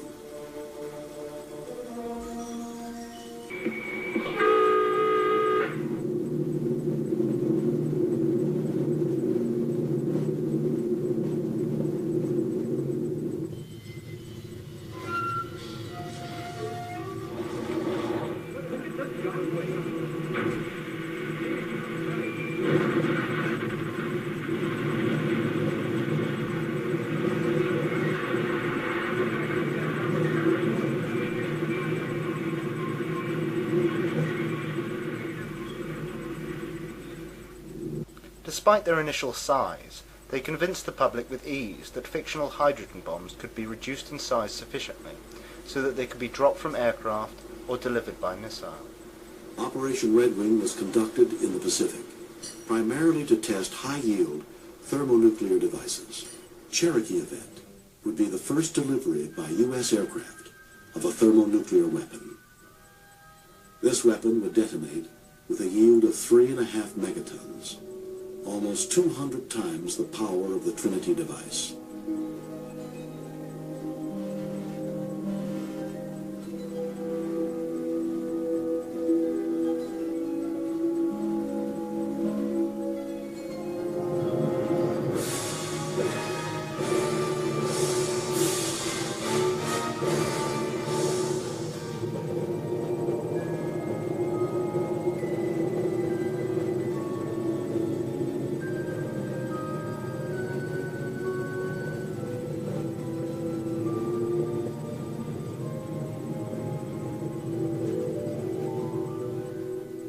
General Bernard A. Schriever is one of the first to suggest the H-bomb should be miniaturized to fit on an intercontinental ballistic missile, or ICBM. In the fall of 1957, with test moratoriums looming on the horizon, 24 nuclear tests were conducted in the Nevada desert under the code name Operation Plum Bob. During Plum Bob, the Hood event would become the largest test ever conducted in the atmosphere within the continental United States. Hood, a 74-kiloton device, was suspended 1,500 feet above the desert floor on a balloon.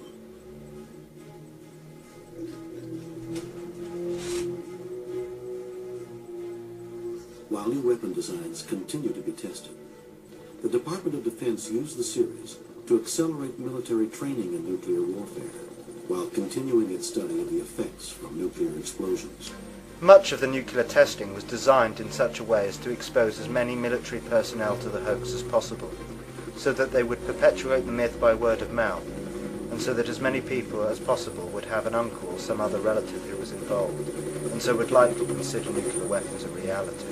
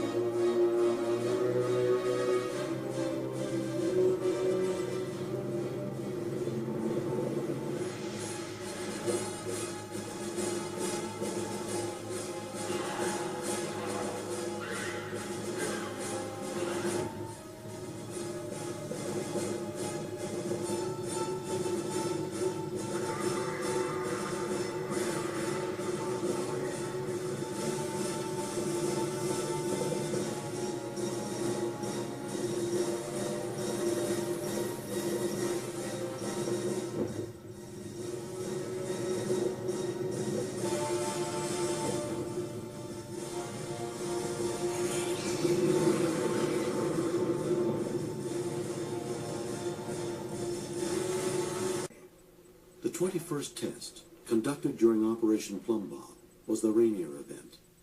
This was the first fully contained underground nuclear weapon detonation conducted by the United States.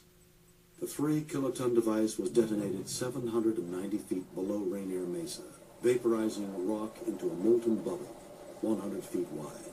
This technology would have great importance after the Limited Test Ban Treaty, which would prohibit all but underground testing of nuclear weapons and hide future experiments from prying eyes. Underground tests are very easily claimed. For many, no footage is produced at all, though it can be argued that underground you might better maintain a critical mass. It is likely that all underground tests are just as fake as those above ground.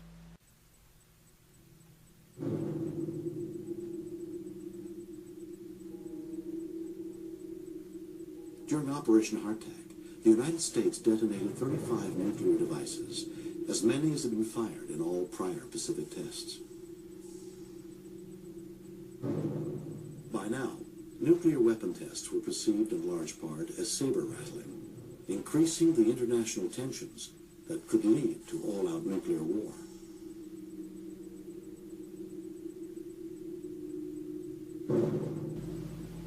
They've pretended to drop them from aircraft, shot one out of a cannon, hung them from balloons, exploded them underwater and underground. Why not blast a few into space on rockets?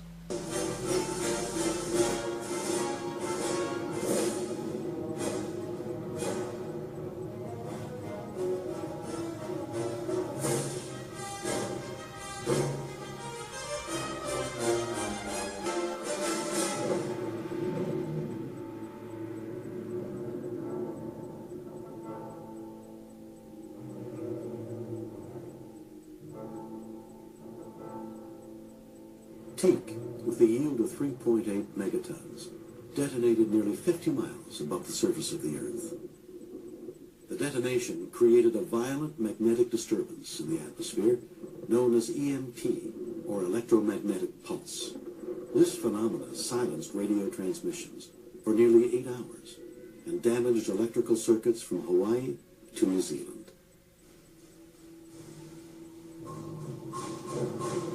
Immediately following shots Teak and Orange in the Pacific, the United States conducted Operation Argus, 3 1-kiloton missile-borne tests in the South Atlantic.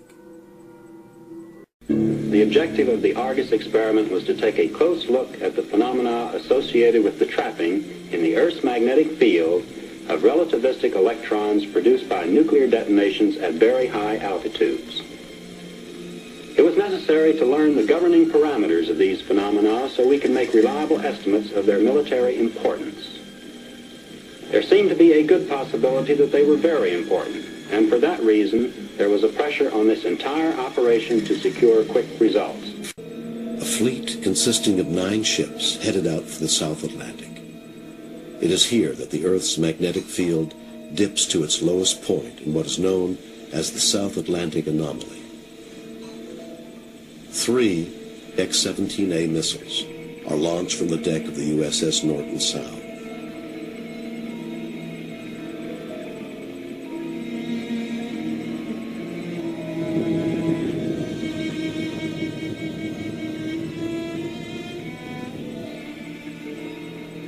The missile's 1-kiloton warhead detonates at an altitude of 300 miles. As Christophilus had predicted, charged particles from the detonation travel along the lines of the Earth's magnetic field, temporarily creating a new belt of high-intensity radiation. For one of the most significant findings of Argus is that the detonation of a nuclear device in the ionosphere could create selective blackouts of radio communications. Cactus event. This is a little 18-kiloton device that produced a crater about 137 feet across and 37 feet deep.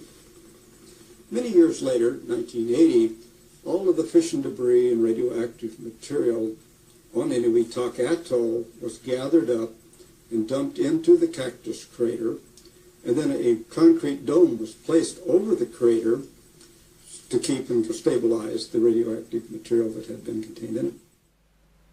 They swept all the radioactive material under a dome-shaped concrete carpet. By November of 1958, the United States, Great Britain, and the Soviet Union begin test ban negotiations in Geneva. With the exception of 3 French tests in the Sahara, the world is spared the rumble of atomic blasts for the next 34 months.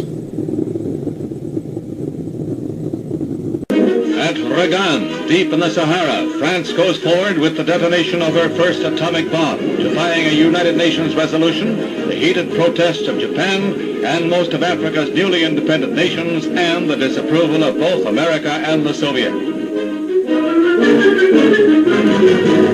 Since the autumn of 1958, Britain, the United States, and Russia have voluntarily suspended nuclear tests, and for 15 months have been trying to reach agreement on a formula to ban all atomic weapons development. Now, France presses forward with this first in a series of firings to force her way into the exclusive nuclear club. This first blast is on a level with bombs exploded over Hiroshima and Nagasaki in World War II.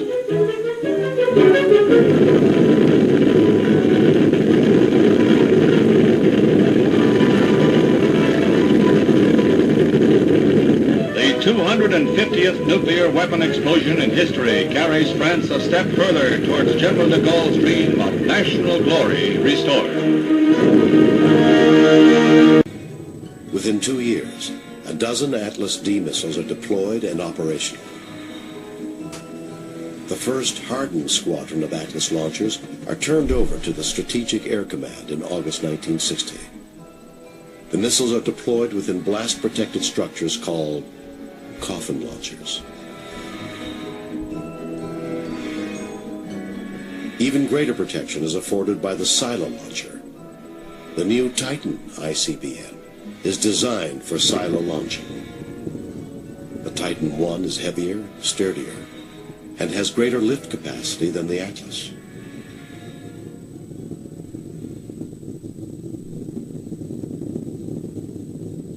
While the early models of the Titan I are armed with a 3.8 megaton warhead, the Titan II would become the largest ICBM the United States would ever deploy. By the end of 1961, Atlas squadrons expand to a total of 57 operational missiles. Uncertainty over the potential glut of Soviet ICBMs presses upon military planners. The R-9 and R-16 are competing designs for the Soviet response to the Titan I, each with a range of 6,000 miles. An inherent deficiency, shared by both the U.S. and Soviet ICBMs, is their use of non-storable liquid fuel. Liquid fuel missiles require hazardous and time-consuming fueling procedures prior to launch. The greatest disadvantage of these missiles is response time. With the early warning for ICBMs coming over the pole at 15 minutes, rapid response is critical. Solid fuel missiles, however, can be launched on command. Advances in solid fuel propulsion lead to the contract for the Minuteman, the world's first solid fuel ICBM.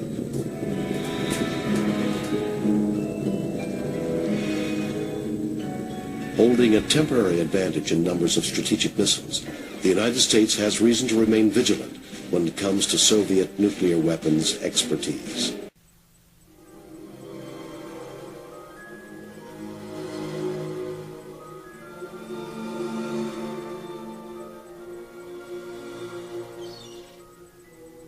For 2 years, an uneasy moratorium on weapon testing continued between the United States and the Soviet Union. Secretly, the Soviets began designing new weapons of mass destruction, including a 57 megaton hydrogen bomb, the largest nuclear weapon ever built.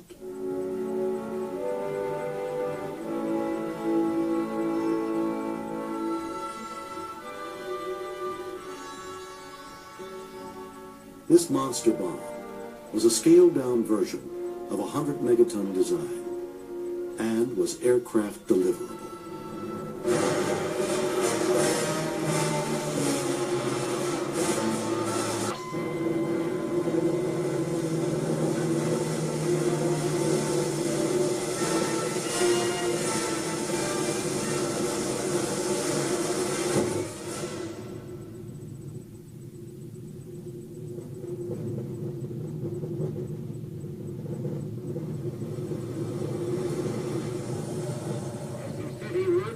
Russians had shattered the voluntary moratorium. The United States would soon follow suit with an extensive series of weapon tests for massive retaliation.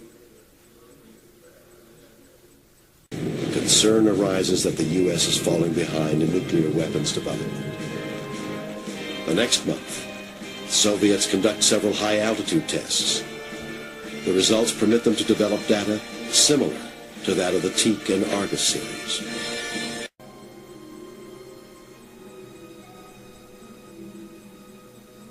Tensions mounted as nearly 100 nuclear tests were conducted between the Nevada test site and the Pacific Ocean under the code names Nougat, Storax, and Dominic.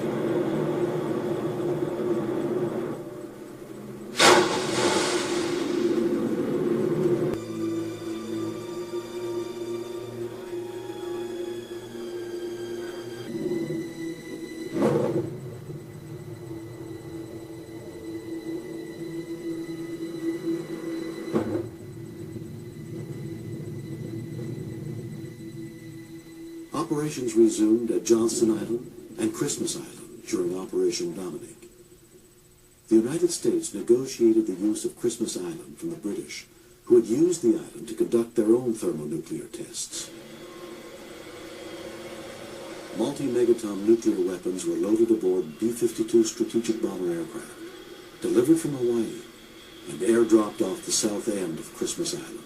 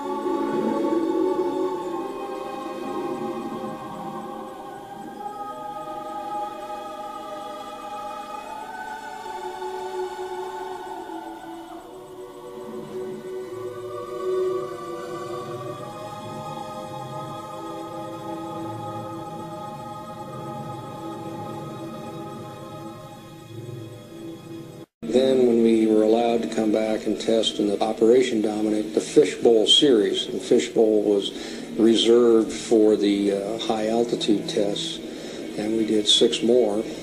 Most of the experiments were related to communications degradation, high altitude EMP, and radar blackout, and radar jitter, radar scattering. Starfish Prime, the first test in the Fishbowl series, lifts off from Johnston Island atop a Thor missile.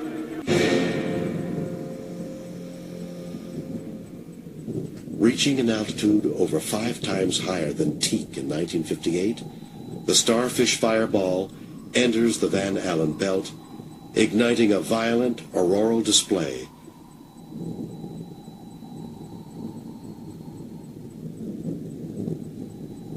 The bomb's electromagnetic pulse effect is pronounced in Hawaii, causing blown fuses and radar blackouts throughout the Hawaiian Islands. A shower of highly charged radiation spreads rapidly into the regions of near space frequently traveled by Earth's artificial satellites.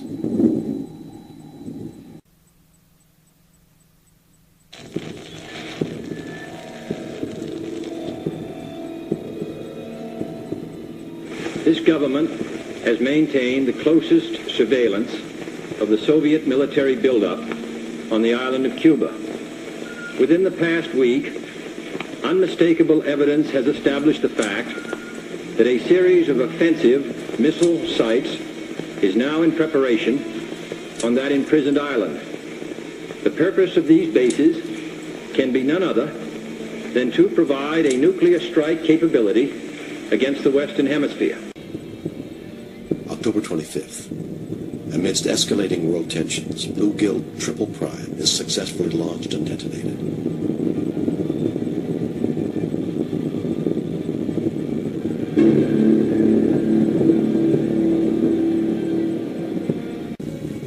the 28th, at the height of the crisis, the Soviets conduct a high-altitude nuclear test requiring the launching of 3 ballistic missiles. November 1st, White House struggles to verify that Soviet missiles in Cuba have in fact been disabled. Despite this destabilizing factor, both the U.S. and the Soviets conduct high-altitude nuclear tests on the same day. 5, 4, 3, 2, 1, 0.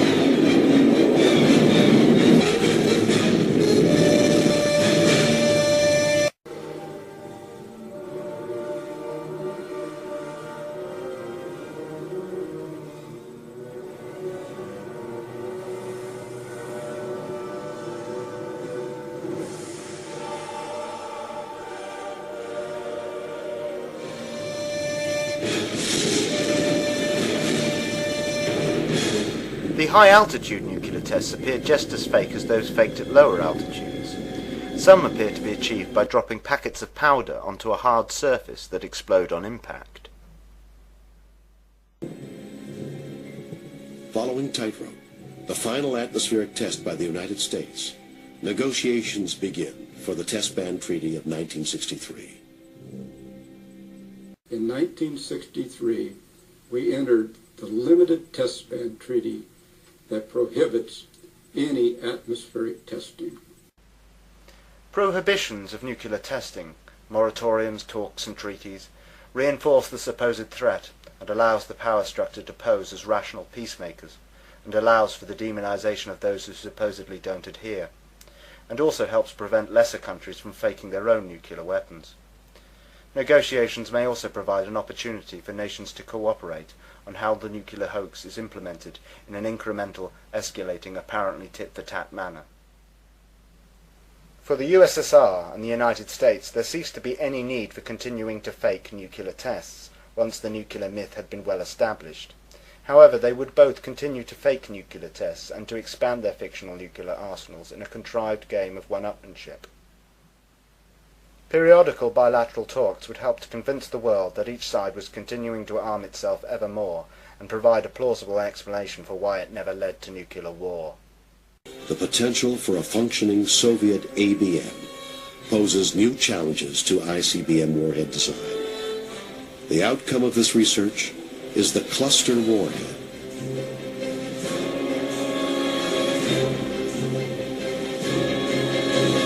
Whilst the arguments over ABMs continued, American scientists were preparing a countermeasure: multiple, independently targeted re-entry vehicles, MIRVs for short.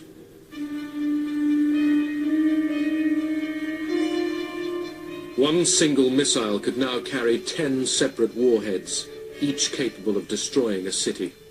Once you got into the MIRV era, the problem of strategic defense became infinitely more complicated, infinitely more expensive, because you had to devise ways of going after a multiplicity of warheads and all kinds of junk. Over the next 10 years, the Soviet ICBM force would grow to near 1,500 fictional nuclear-tipped missiles. By comparison, the US force rose to over 1,000 ICBMs, with over twice as many fictional warheads.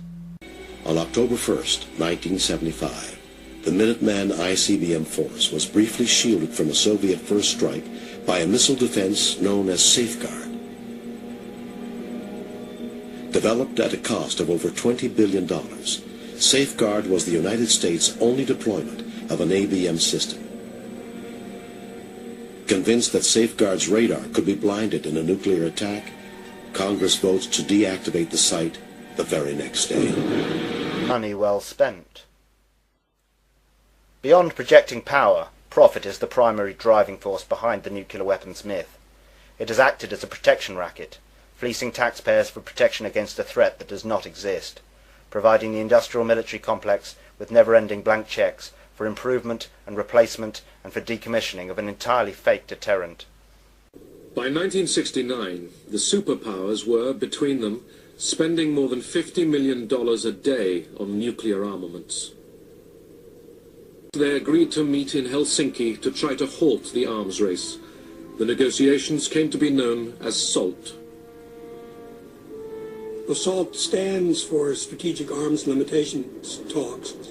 Negotiations dragged on throughout 1970 and 1971. In May 1972, after almost 3 years of negotiations, President Nixon arrived in Moscow to sign the SALT agreements with Premier Brezhnev. ABMs had now been discredited, and the two sides agreed to limit them. But all they could agree on offensive weapons was a temporary freeze on missile launchers. Their failure to control MIRVs meant that in the next decade, Russia and America would add 12,000 nuclear warheads to their arsenals. Through this film we have seen some very poor, clearly fake footage of so-called nuclear weapons. However, America and Russia are not the worst culprits. Their fake nuclear weapons are relatively convincing in comparison to that of the Chinese.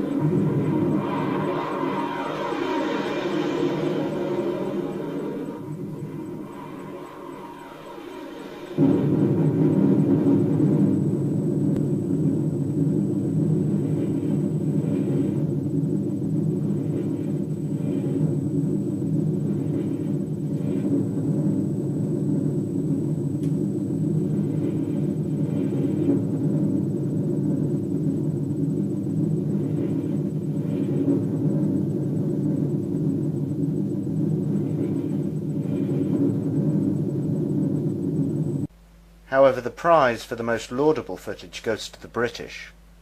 All the tests were airbursts. This meant that the bombs were exploded at 8,000 feet.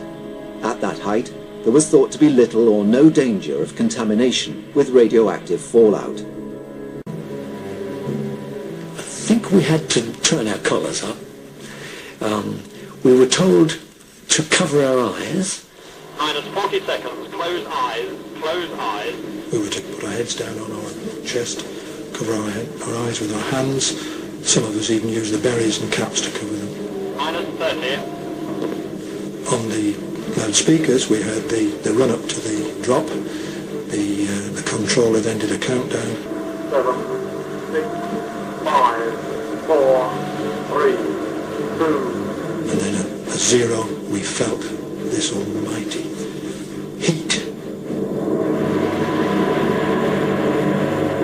Like somebody passing a 5-bar electric fire very close to your back and then moving it away.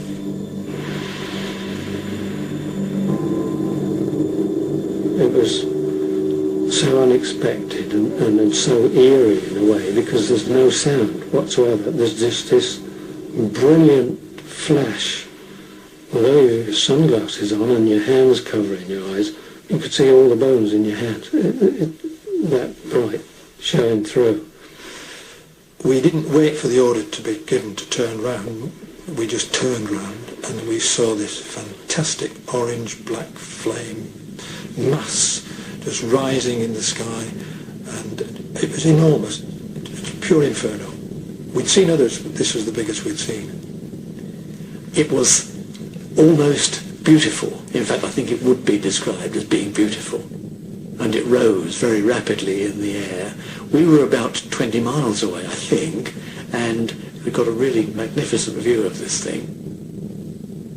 Unfortunately, the gurus forgot to admit or tell us about the blast. I think one was aware of a steadily enlarging ripple in the sky. This must have been something to do with the blast, but of course it didn't ever occur to us that this is what it was until afterwards.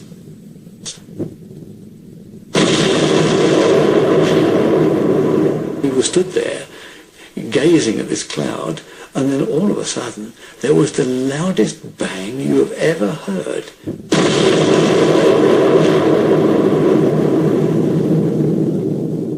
And then there was a sort of stunned silence. Gosh, that was loud type of thing.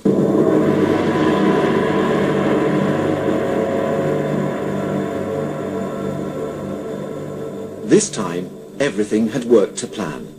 In the primary stage, lasting 70 millionths of a second, the atomic trigger had exploded. A huge flux of X-rays then poured out, causing the secondary reaction, the fusion of hydrogen, and the release of vast amounts of energy. Within a second, the bomb had erupted into the morning sky as a fireball more than a mile across. At last, this was the successful H-bomb test that the government had craved. On the 18th of May 1974, the Indians faked their first nuclear bomb. It was an underground test and could easily be achieved using large amounts of regular explosives.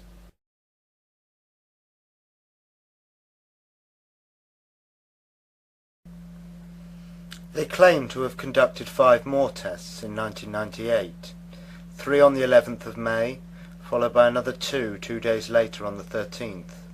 Only 17 days later, the Chari Mountains of Balochistan saw the predictable but tragic sequel to India's tests.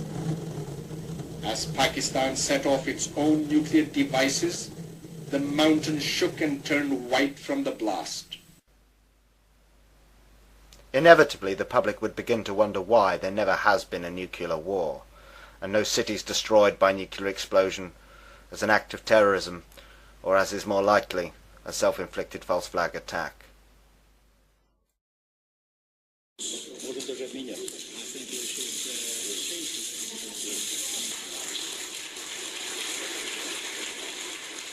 Ronald Reagan and Mikhail Gorbachev signed a far-reaching agreement. For the first time, an entire category of nuclear weapons was to be abolished.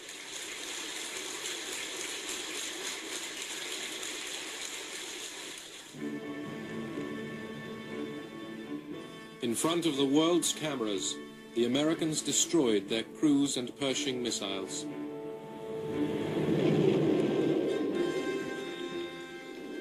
The Soviets dismantled their SS-20s.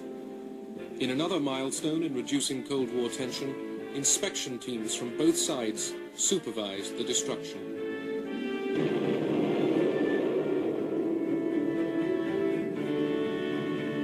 December 1991, the Soviet Union came to an end. And in that year, the so-called Cold War between Moscow and Washington that began at the end of World War II underwent a historic transformation with the START Treaty. For the first time in history, the two superpowers agreed that year to significantly reduce nuclear weapons that could reach each other's soil. START, or the Strategic Arms Reduction Treaty, was signed on July 31st, 1991. Under its terms, both nations agreed to each have no more than 6,000 deployed nuclear warheads and only 1,600 delivery vehicles. Just as easily as they manufactured the hoax, they will dismantle it again. The Americans and the Russians have both in their START treaty agreed to destroy a third of their fictional nuclear arsenals. Will they one day proclaim themselves as heroes for ridding the planet of this mythical technological terror of their own creation? Will they replace the nuke myth with space-based weapons, and like gods control the world with extreme weather and earthquakes, or at least pretend to? Or will one day the population of the world shed the illusion of fear which until now has controlled them?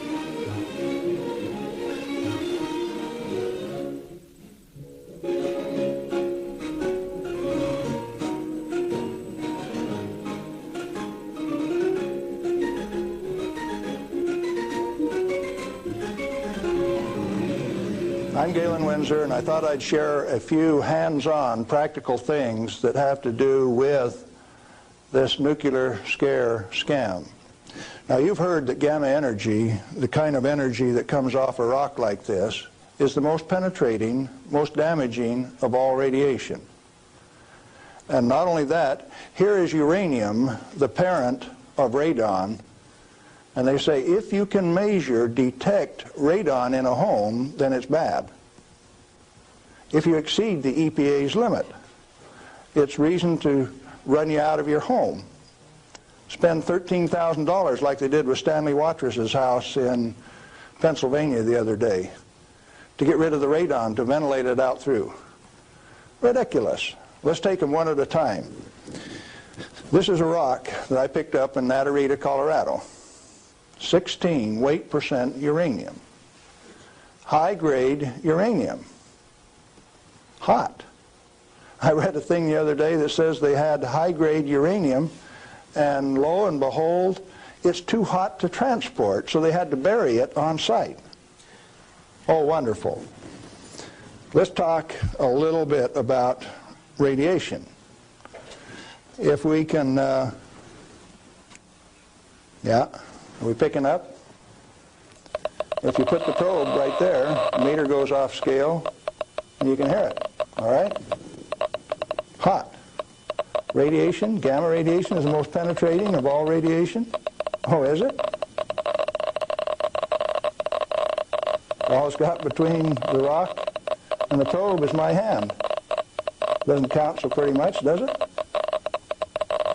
What if I put the rock behind me?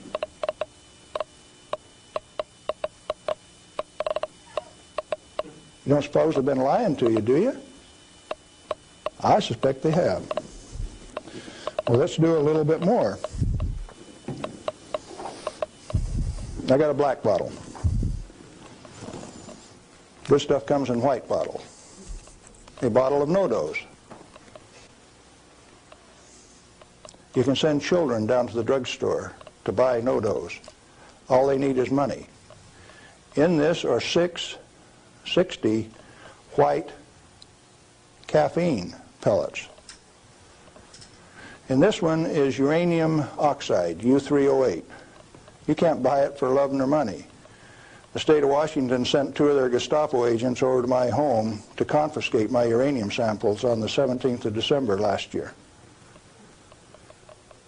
Got a challenge. I'd like to have somebody in the room volunteer to take all of this bottle or all of this bottle.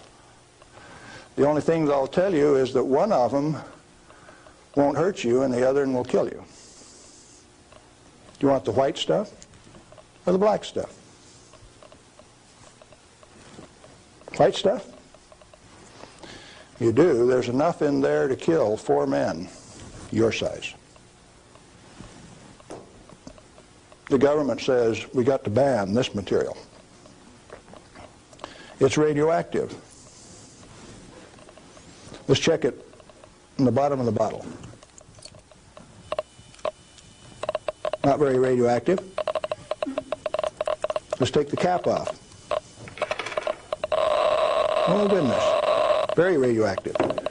This instrument will only count gamma, energy. It's just energy. Light's coming from those lights, only you're getting lots of infrared from the lights as well as ultraviolet. Energy response, and it's very carefully damped to only discriminated so it only gets the energy that comes from this.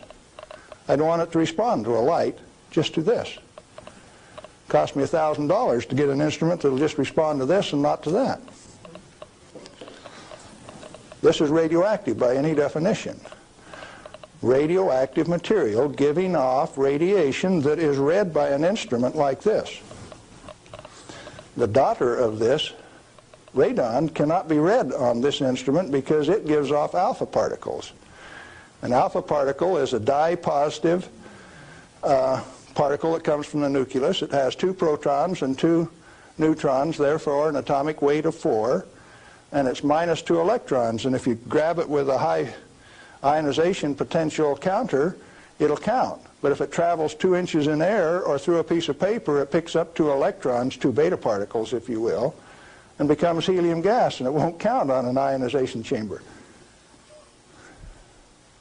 Did you know that this thing right here is giving off helium gas? Alpha comes from uranium. Okay, radioactive material. You pour it out in the hand, and that's radioactive contamination. Is it radioactive? Yeah, it is. Very radioactive. Now, decontamination is nothing but scooping it back up and putting it into the bottle. I just now decontaminated my hand. No, I didn't do such a good job. Not good at all. Is it still radioactive? Yeah, that's called residual radioactivity. Now, under the decontamination rules of the government, when you decontaminate somebody like this that's that contaminated, and this is certainly a reportable incident under current DOE regulations, when you decontaminate him, it has to go down a controlled drain so that you don't disperse radioactivity. Do I qualify as a controlled drain?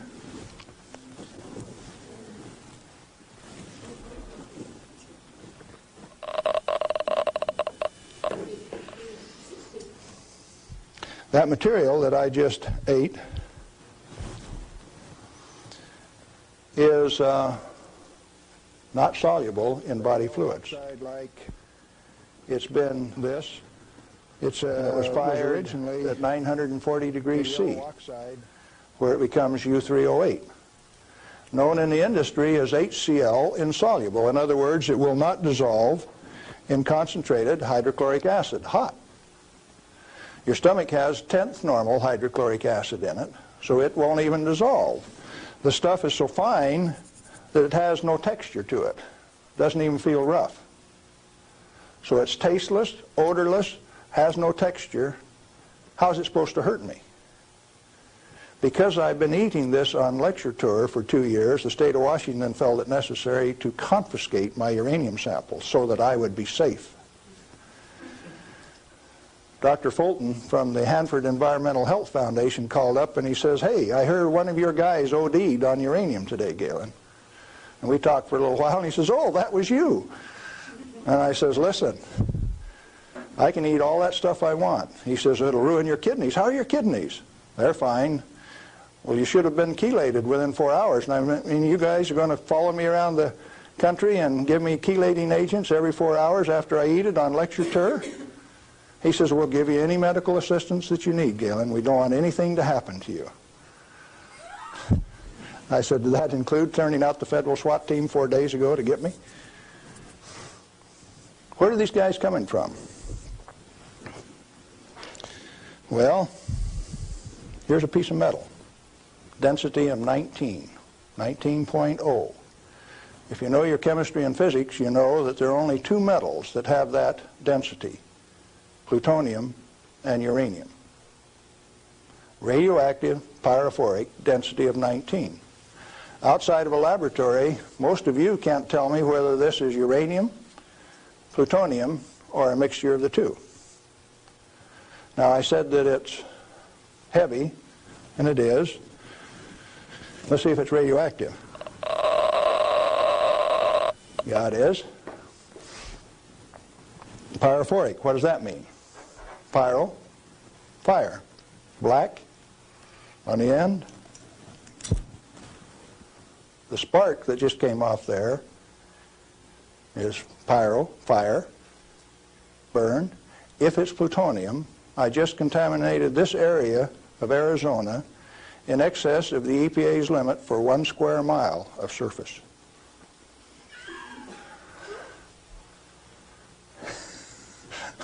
Somebody laughed. It's serious. The end of progress altogether says that I just contaminated you in excess of the limit for 1 square mile. It's now silver on the end. Tomorrow it'll be black because it self-oxidizes, this black color like this, all by itself. Plutonium does that and uranium does that. Is it hazardous?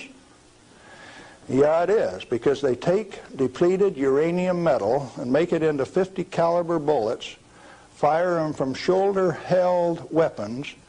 In 1976, they obsoleted tank warfare with these things because it only takes one dog face with one weapon to knock out a 65-ton tank. It'll go through 3 inches of armor plate, and when it comes out the other side, it's that white hot spark that we just made. And the 5 men in that tank are dead because it'll burn all of the oxygen out of the air and burn their flesh. 1976, they obsoleted tank warfare, and you never even knew that. They make 10,000 of those bullets every day in the United States. We got enough in arsenal to sink all of Russia's tanks, and our boys in the Defense Department don't even talk about it. Yeah, it's hazardous to your health. Reminds me, lead is hazardous to your health too, isn't it?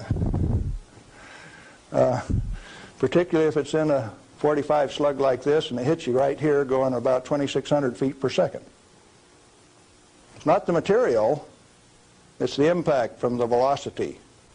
Let's be very specific in the words that we use. This particular chunk of lead came out of a human body. My son, who's a deputy sheriff, thought maybe I could use it on tour. That's called dying of lead poisoning. Anything less is a figment of the imagination because it's not soluble in body fluid either.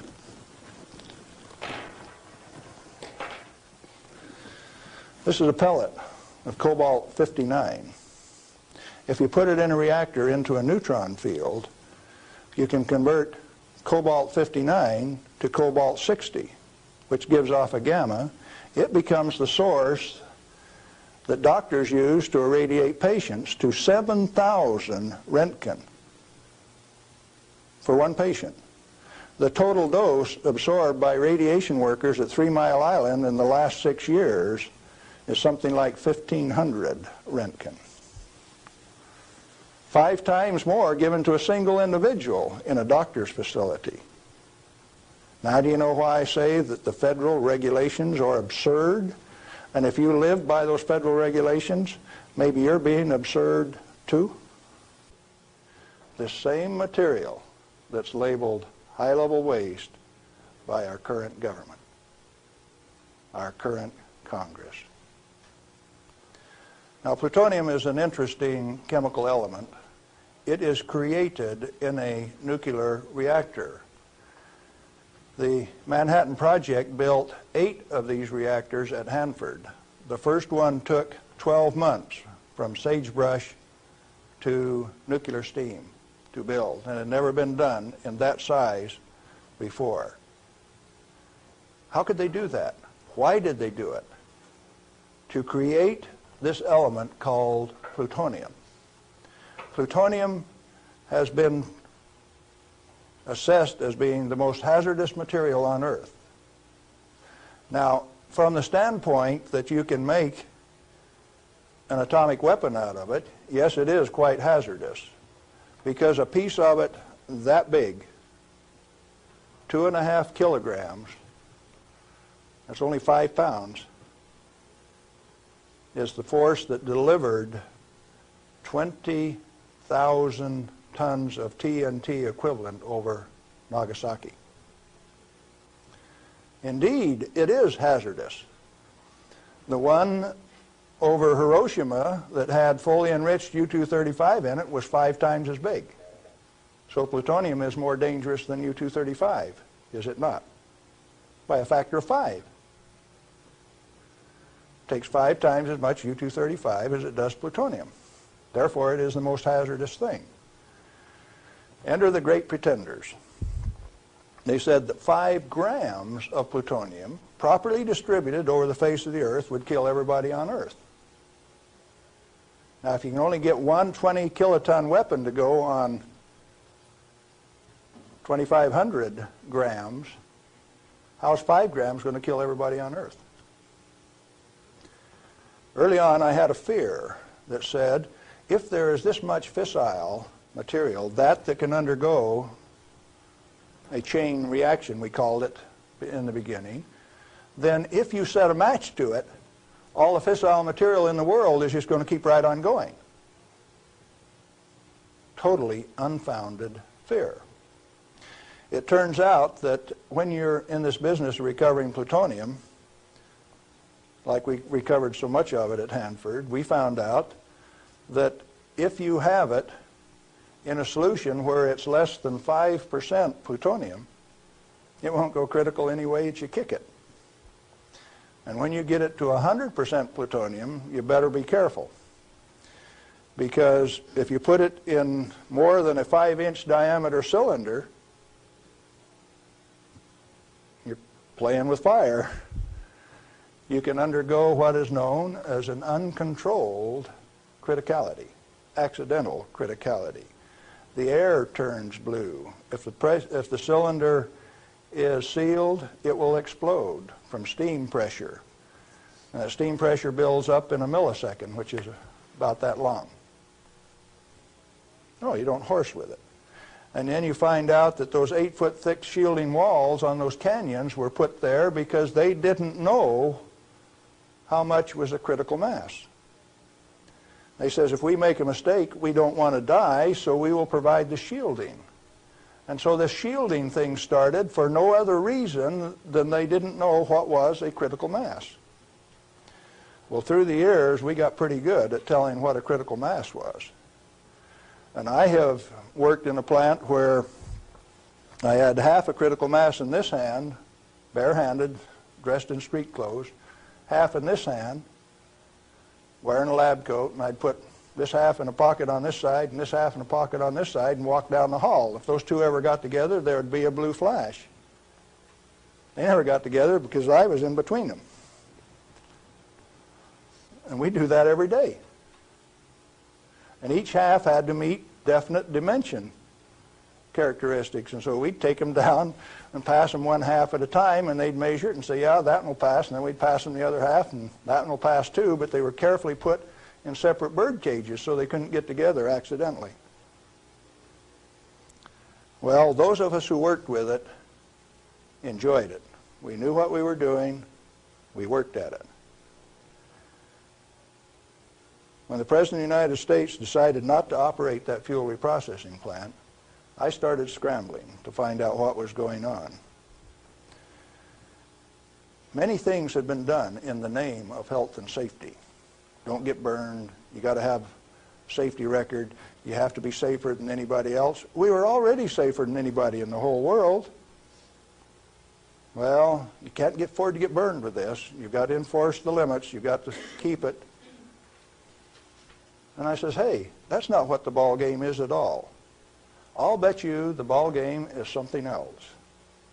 And in 1982, when the Congress passed the Nuclear Waste Policy Act of 1982, a guy by the name of Mo Udall, I don't know whether you people in Arizona have ever heard of him or not, authored that bill. It's called the High-Level Waste Disposal Act of 1982. The material he called waste is the reusable uranium fuel that I had been working on for 32 years. Needless to say, Mo Udall and I do not agree on whether that material is waste or not. The name of the game then is who owns the plutonium and how much is it worth? The government says bury it 3,000 feet deep in basalt, and we'll hold a contest among the states to see who gets to bury it. Oh? Why do you want to bury it? Did you ask the owners? Who is the owner of the plutonium? May I submit that it's most likely the nuclear power ratepayer. He is paid for the mining, the fabrication of the parent uranium, power generation, and is being charged in advance for its burial. If you're paying for it, to whom does it belong? How much is it worth? In inflated dollars, a ton of reusable uranium fuel contains useful metal isotopes worth upwards of $10 million a ton. Mo Udall says it's high-level waste. The value of reusable uranium fuel scheduled for permanent disposal probably exceeds the national debt. Naturally occurring plutonium quantities, and you know plutonium does occur naturally. Plutonium-244 is found at the residual activities of the several, 8 at least, Oklo phenomenon reactors across the world. First one found at Gabon, Africa. Naturally occurring plutonium quantities have been enhanced by transmutation of uranium. That's the reason we built reactors in the first place.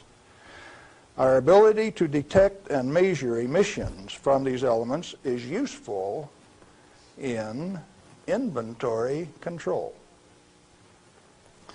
When fissile elements, fissile isotopes, are present at less than 5 weight percent, plutonium-239 equivalent, and the heavy metal oxide matrix is stored dry in air, it has no critical mass. Remember we talked about shielding was because they didn't know what a critical mass was? If it is light water reactor fuel at less than 5% equivalent fissile content, you can handle it, you can do anything you want with it, you can stack it up, you can have a room full, you can have a handful. As long as you keep it dry, it will not sustain a chain reaction. What then is all this falderall about a little bit, 5 grams will kill everybody in the world? They don't know what they're talking about. And when they say that, they're thumbing their nose at measurement experts like Galen Winsor. I am insulted when they say those things and get away with it because it has no bearing on the truth. It cannot be mishandled. It will not expose any person to an unshielded nuclear reaction. In other words, no controls are necessary except to prevent the pilferage of the inventory.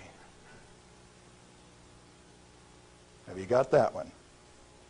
Let it register. Do you need governmental rules and regulations and instructions? No way. Then why do we have all of those rules? Inventory control practices capitalized on the fear of undereducated masses who work in the industry. I didn't say anything about ordinary people now. I'm talking about the people who have worked in the industry and those who cast stones from without. The Ralph Naders, the Jane Fondas.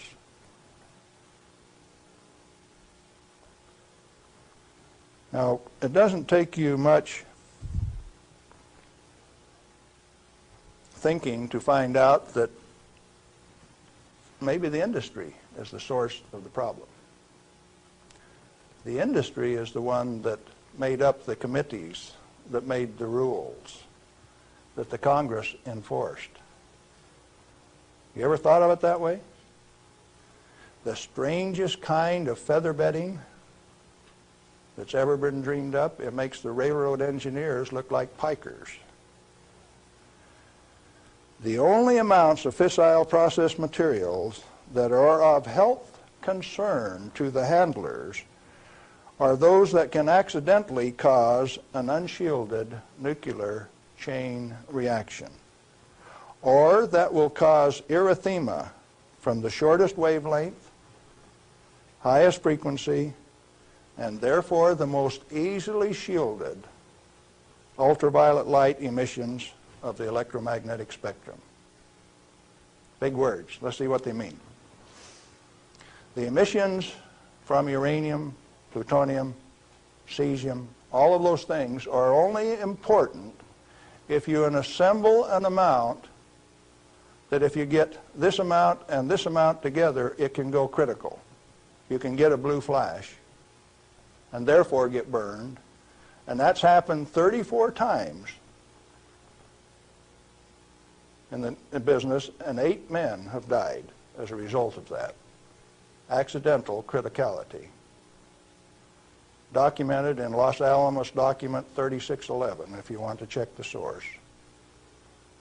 Or if you've got enough of it together that it's giving off ultraviolet light of this particular wavelength and frequency without any intervening shielding, enough to burn you, sunburn you, erythema, reddening of the skin. If it's less than that, if the effect is less than that, then what is the problem? Excessive government regulation. That's what's the problem.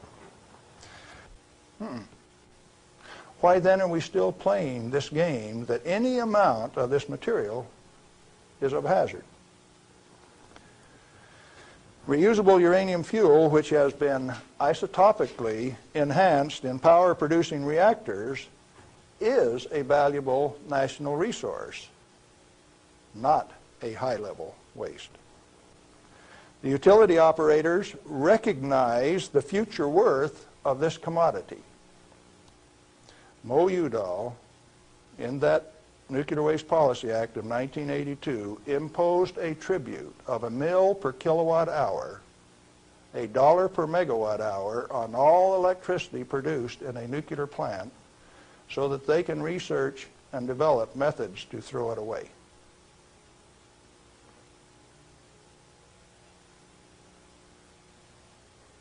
Why do the utilities willingly pay this amount to the Secretary of Energy?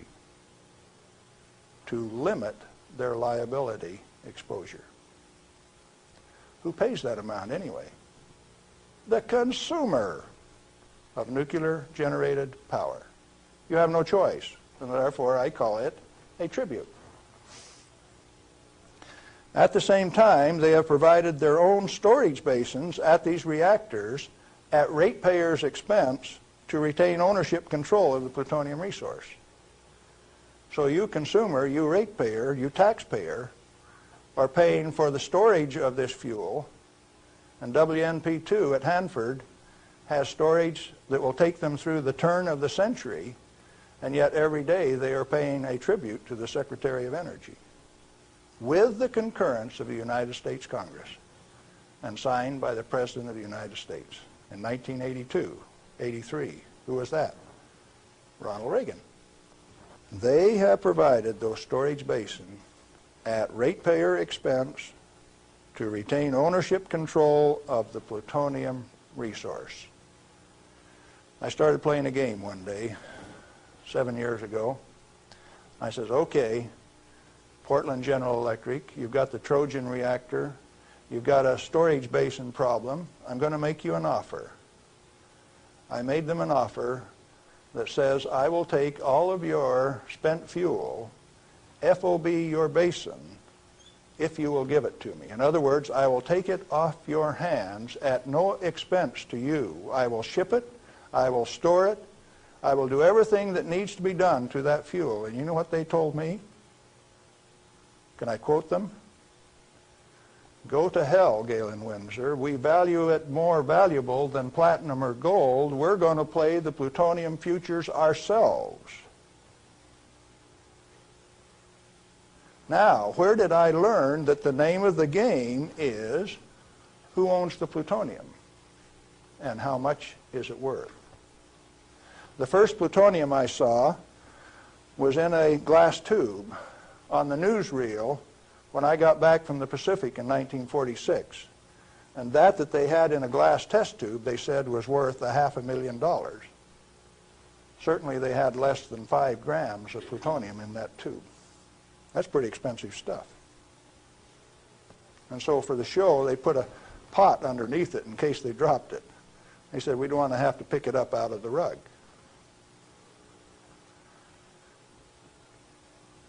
When it was decided for us not to operate this plant, plutonium was guaranteed on buyback by the federal government at $43 a gram. That's quite a price drop, don't you think? When that price guarantee went away in October of 1971, the price of plutonium became $10 a gram.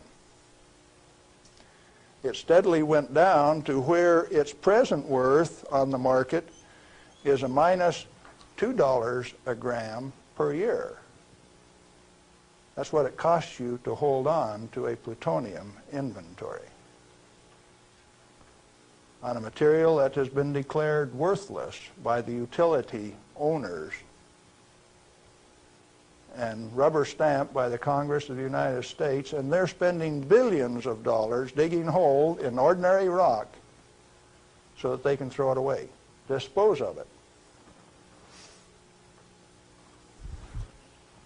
Okay, what are you going to do with it? Reusable uranium fuel may be properly stored in air-cooled, dry storage in a cost-effective manner. Nukem in Germany offers this immediate and long-term option as a necessary and safe step prior to reprocessing. They're doing it in Europe. At least 4 regionally located facilities are available in the United States where this concept can be used right now. Barnwell Nuclear Fuel Plant in South Carolina, Midwest Fuel Recovery Plant in Morris, Illinois, this one, Nuclear Fuel Services in upstate New York, and Redox Processing Plant at Hanford, Washington. These fully shielded, already radioactively contaminated storage areas have secure, limited access. All have been operated under processing conditions of 10 CFR 50, and the MFRP has a 10 CFR 70 storage license, the only licensed storage facility away from a reactor in the United States. It singly, all by itself, is capable of storing all of the reusable uranium fuel that needs to be moved away from power reactors for the remainder of this century.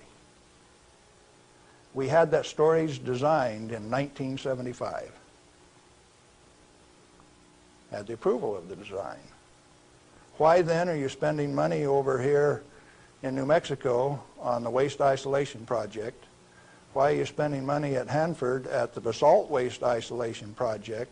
Why are you spending money at Beatty, Nevada for storage when I can already store it in this building that's already built? I just named you 3 others that can do the job all by themselves too, and I know where there's 14 more buildings that can do it. What are we going to do? Redox and other excess facilities at Hanford are capable of dry storing all commercial REF until plutonium recycle, at least through 5% enrichment, is reestablished, or until the 22nd century, whichever comes first. RUF can be cost-effectively stored in existing facilities. Where does Mo Udall came off then, saying that you cannot use this plant for its intended purpose unless it is owned by the United States government. He has said that. The waste isolation projects are politically mandated wasting of national energy and construction resources. Plutonium proliferation by diversion of stored reusable uranium fuel is of minor importance compared to global availability of fully enriched uranium by laser isotopic separation. Let me explain that last thing that I said. Jimmy Carter said you can't ship plutonium to India, but in the same paragraph said you may ship them fully enriched uranium. Oh, Jimmy Carter, that peanut brain, what did he just say? He says that when the Israelis took out the reactor in Iraq, they had fully enriched uranium from France, and they says those rascals, those Iraqis, are going to take that fully enriched uranium, put it in that reactor, irradiate it to plutonium, and therefore have to recover the plutonium in a plant like this, and we stopped them. when the fully enriched uranium makes a better weapon than the plutonium in the first place. Now, when the President of the United States says things like that, and when the press gives it credibility, I get insulted. And right after I get insulted, I get angry. And I've been angry for quite a while now. And finally, one day, I said, my own personal security is not important. I think I'll go tell this tale. All I want is to tell my story. The commodity that I communicate is called truth. And so then I ask you a question, a very brief, pointed question. Who owns the plutonium, and how much is it worth? And then I'm going to attach on to that a question I want you to think about till we talk again. If you haven't been burned by this particular source of radiation, what is your problem? You obviously have one. Otherwise, you would join with me in telling the truth about this particular commodity. And so, yes, I'm recruiting helpers. What happened to the guys who taught me the business? Thousands of them. The hands-on business. Where are they? They're still there. Why don't they talk? Who are the they that say this is the way the business is going to be run, whether it makes sense or not?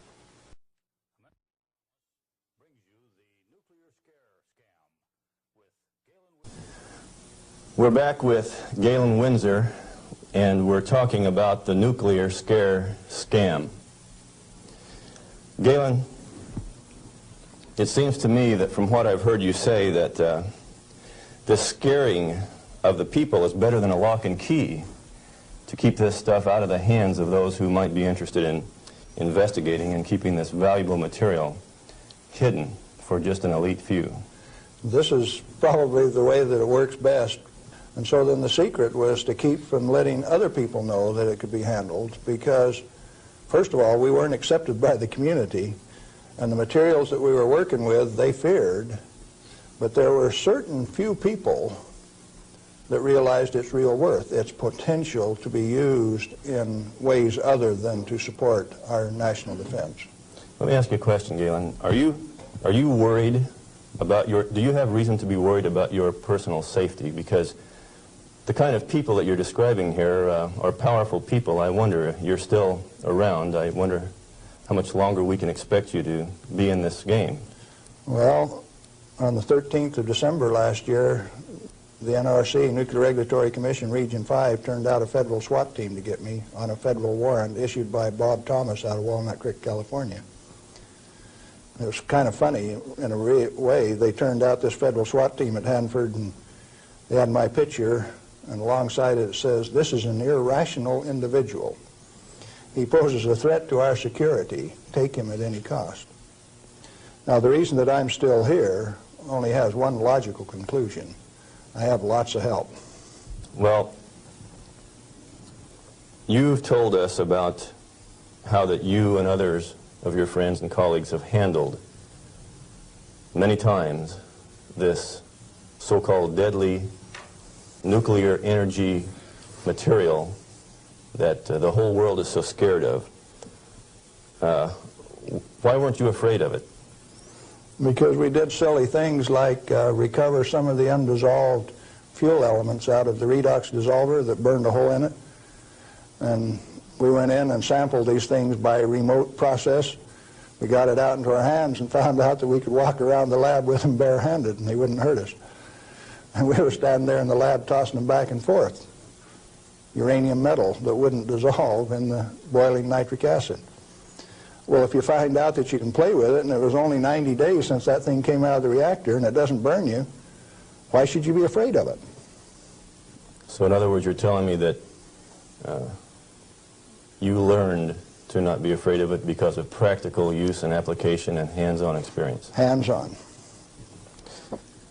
We might even been playing games. Okay, you say that you swam in this water that was straight from spent fuel used to cool that fuel, and Yes. you swam in it. Yep. You told me earlier that you went a little bit beyond that. Would you share a little bit of that story? Well, swimming in it didn't have the desired effect.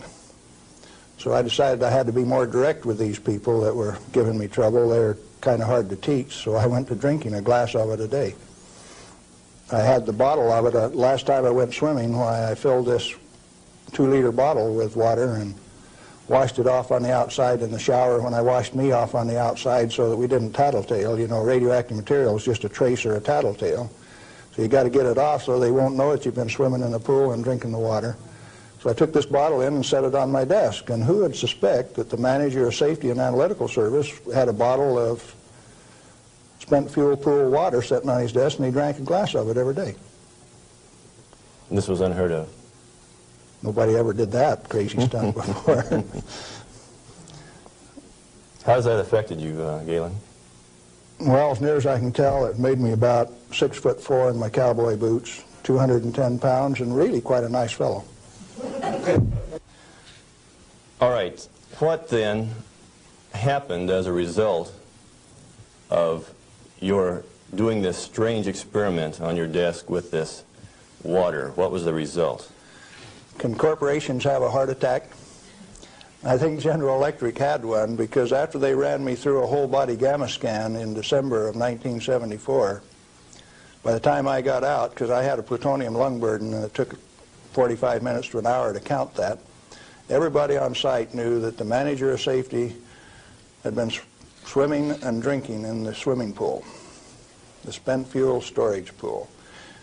Had cesium-137 at a ferociously high level. It even exceeded the NRC's limit. And I'd been drinking it. They knew the fat was in the fire. Now, where do we go from here? Well, first of all, I got a poison pen letter from the people in San Jose. They says, "Thou shalt not do those things. They'll find out that the inventory can be stolen." Well, that didn't sit very well with this cowboy, because nobody tells me what to do, particularly when what I do is right and hasn't harmed me. Who are they to tell me what I want to do? It just didn't sit very well. I was going to do something about that. What was your motive in this? Correct information. As an expert in the measuring system, why, it was very obvious that I knew the parameters of inventory control, the disintegration rate of each of these isotopes, how to measure them. That's how we regulated our inventory. And to have these rascals come along and start playing games with the information that I was very expert in, that I had designed the analytical system for this plant around, disturbed me a little bit. No, it made me fighting mad, and I got angry. And I have to admit, in retrospect, that for the next 5-6 years, I was more than angry. I was hard to live with. Just ask my wife. Well, in your estimation, then, how dangerous is a nuclear reactor plant? A nuclear reactor plant is just a way to boil water that's the cleanest, neatest, most economical way to boil water that you've ever seen. And so, in my estimation, nuclear reactors ought to be insured under the same insurance policy as any other steam boiler plant, power generating plant. And to have special consideration under the Price-Anderson Act means that the insurance industry has already paid off the Congress so that they can have a ripoff, charging ever in higher and higher insurance premiums, total coverage much, much greater for a non-existent risk. What a racket. Can a nuclear plant explode?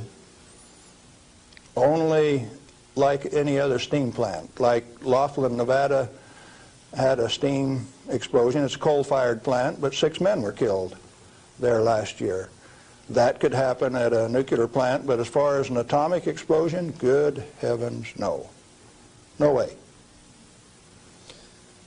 What kind of accidents can actually happen at a nuclear reactor generator plant? You could lose your moderator and the reactor would shut down, the control rods would stick in and you wouldn't be able to start it up. You might do several things that would invalidate some of the safety controls. For instance, an emergency core cooling system. The only reason they put ECCS on a reactor is to destroy it. When you start these big babies up, because they're so big, you only warm them up 50 degrees an hour.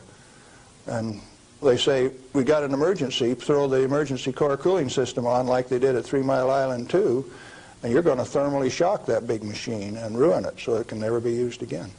Let's talk about 3 Mile Island. What really happened there? We've heard all kinds of stories about meltdown, and they made movies on it that this meltdown could melt right through the earth, clear through to China, and we've seen a lot of scare stories. What really happened at 3 Mile Island? Do you know what really happened there? Yes, I do. I followed that one very closely. In fact, I know the guys personally who wrote the script for China Syndrome and also wrote the script for the 3 Mile Island fiasco. Dale Breidenbaugh, Dick Hubbard, and Greg Miner, who used to work with me at General Electric, are the MBH associates that wrote that China Syndrome script. And not only that, remember that was the time China Syndrome came out, Jane Fonda starring. 14 months ahead of the TMI-2 accident, it was predicted in writing in New York State that that accident would happen 1 year from the date that that 3 Mile Island 2 reactor started up. It started up in March 1978, and it went down March 28, 1979, right on the day, 1 year anniversary. In other words, with 14 months advance notice, the industry still went along with the sham. Nothing happened there except that the owner, the operator, and the regulators conspired to turn it off. What melted? The top of the fuel rods, the third time that the core got uncovered, due to internal pressure, blew the top off some of those rods. They've got Inconel springs in them to keep the pellets, fuel pellets, from vibrating when it's running. Those things are under compression, and when they reduced the outside pressure and the fuel rods were still hot, it blew the top off some of those fuel rods. The fuel rods in TMI-2 are internally pressurized to about 1200 psi with helium gas so that they don't reverse dent when they're hot and running for 5 years. And when they drop the outside pressure, why, that internal pressure with those hot rods blew the side out of some of those rods at the top. But melting, the fuel is already an oxide ceramic. It is a pellet. It's been pressed into a ceramic. When you pick it up and feel it, it feels like metal. It's pressed so very, very tight, hard. And so, no, the fuel didn't melt. The China Syndrome is a scriptwriter's fantasy. Right here, I ought to tell a story, I guess. See, I spent 3 weeks on the island in March of 1981, the 2-year anniversary of this particular, quote, accident. And Tom Hall, who stood alongside Enrico Fermi when they pulled the control rods on 100B in October 1944 at Hanford, and I were delegated to go to the island and find out what happened, and so we did. We went over all of the records and everything else, and near as we could tell from performance records, 51 thermocouples, for instance, only one of which went over 1,000 degrees Fahrenheit. The center line temperature of those rods when they're running is 4,032 degrees Fahrenheit. And so they say things like over 50% of the core was greater than 4,000 degrees. Yes, it was. If it wasn't running at 100% power. So they take that kind of information and bugger it all up so that you don't understand what's going on. They give you a little bit of it. Well, the worst joke that people could dream up, and they says, do you know what the NRC's worst nightmare is? No, I don't know what that is. Galen Windsor and Tom Hall in the TMI-2 control room for an hour by themselves. You know why people that know laugh? These crazy guys from Hanford would have started that baby up and showed that it would run. We'd have started it up, and they were afraid of us. So there was no accident at 3 Mile Island? No, they did it on purpose. Shut it out. Very interesting. Can nuclear radiation cause mutation in people and animals? If a cell gets too much radiation, it dies. And so if it is a sperm or an ovocyte, why, they die. They don't reproduce, and there are no mutations. I think the good Lord built that safety factor in. So you're saying that mutation in future generations is an unfounded fear? Yes, and the studies of the people at Hiroshima and Nagasaki have borne that out. Those people do not have that. Now, they showed the immediate effects of too much radiation. The women who were pregnant showed, the embryo showed the effects of very similar to rubella, measles. Some deformity, certainly, from that radiation insult. But that's not the kind of mutation that's going to go on to the next generation.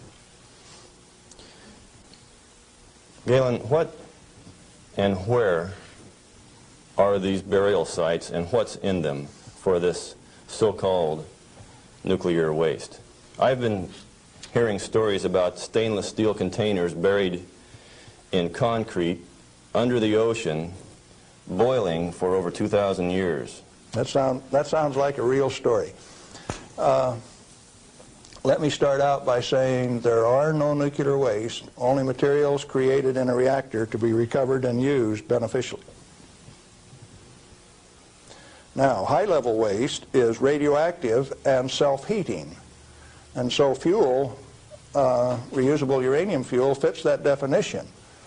But if you disregard its intrinsic worth, why then, yeah, it would fit the definition of high-level waste. But let's say there isn't any high-level waste, only material to be recovered and used beneficially. Then what's the low-level waste fiasco? That's an excuse for a federally mandated, non-inspectable disposal system so that organized crime can get rid of any evidence that they want, and it can never be dug up again. They're afraid to look in there. Not afraid. They don't want you to. They've got rules on the transport so that if you have an accident with a low-level radioactive waste shipment, why, you call out all of the state police and you make sure that nobody looks at it, that nobody gets exposed, that there's no spreading of the contaminated material. And it's also that you don't find out whose body's in that drum. The situation got so bad that the smell of human flesh was so great that they made it so that you could ship animal biological waste in refrigerated vans so that it wouldn't stink up before you got it buried. What is then in these low-level or high-level or whatever containers under the ocean? Nothing. But if you see, they were one time dropping barrels of radioactive waste off barges in the ocean. Do you know what was in them? Not high-level self-heating radioactive waste. Probably had a few bodies and a few guns and a few knives and a few evidences in them too. If you drop them in the ocean, they are truly disposed of. So you know there's an international trade in that right now? You can't do it in the United States, so they transship it across the ocean to South Africa and they can bury it offshore. So what is in those drums? Well, that's what you're telling me then, that I needn't worry about boiling drums under the ocean for 2,000 years. No, no way. Thank you. I'm glad to know that. Well, one more question, Galen. What do you feel like a good portion of these men in Congress know this already? I know they do.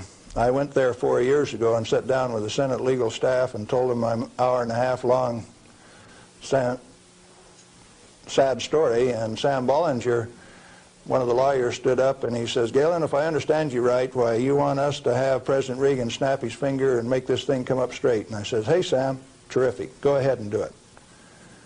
He didn't take that challenge.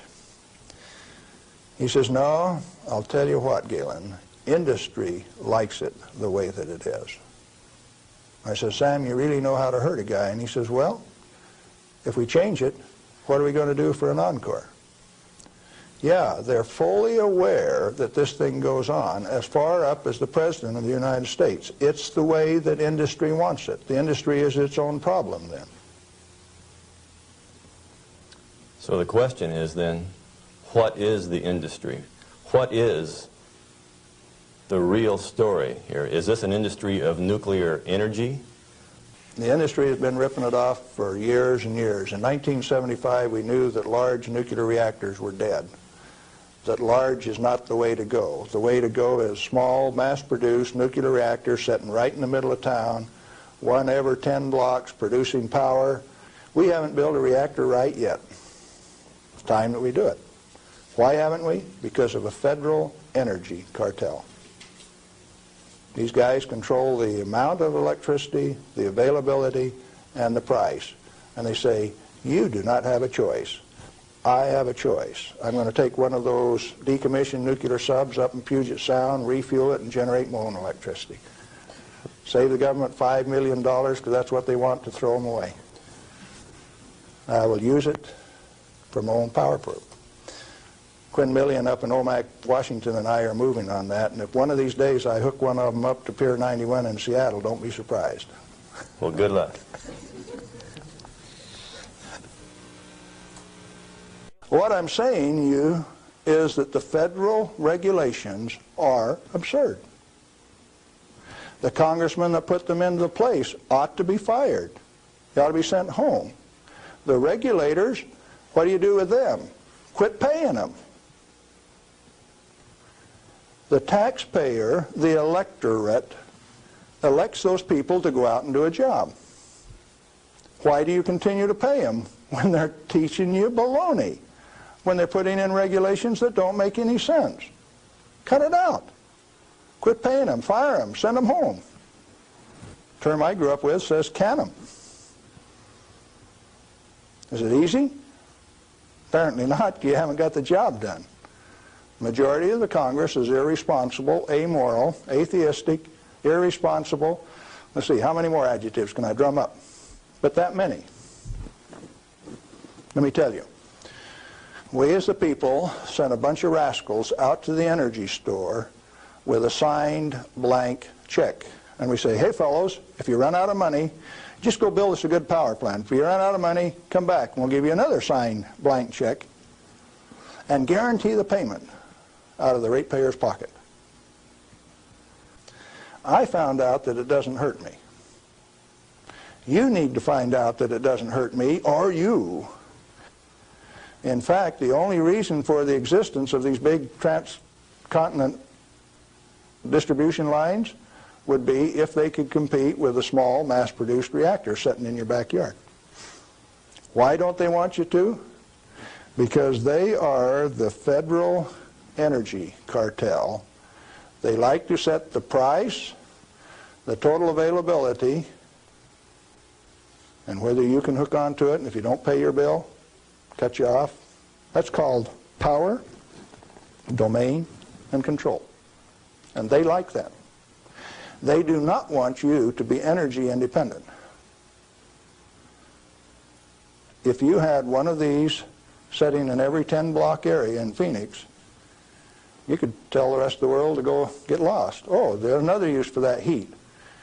You could heat your homes in the wintertime, or you could cool them in the summertime with it. Heating, ventilation, air conditioning, they call it, HVAC. In countries where it freezes, you could run that hot water out and chase the frost away in the spring and in the fall. And they found out that plants grow faster in warm water anyway. So you'd irrigate with it all summer. We got troubles in this country. I'm telling you what the problem is. Doing something about it, responsibility is yours.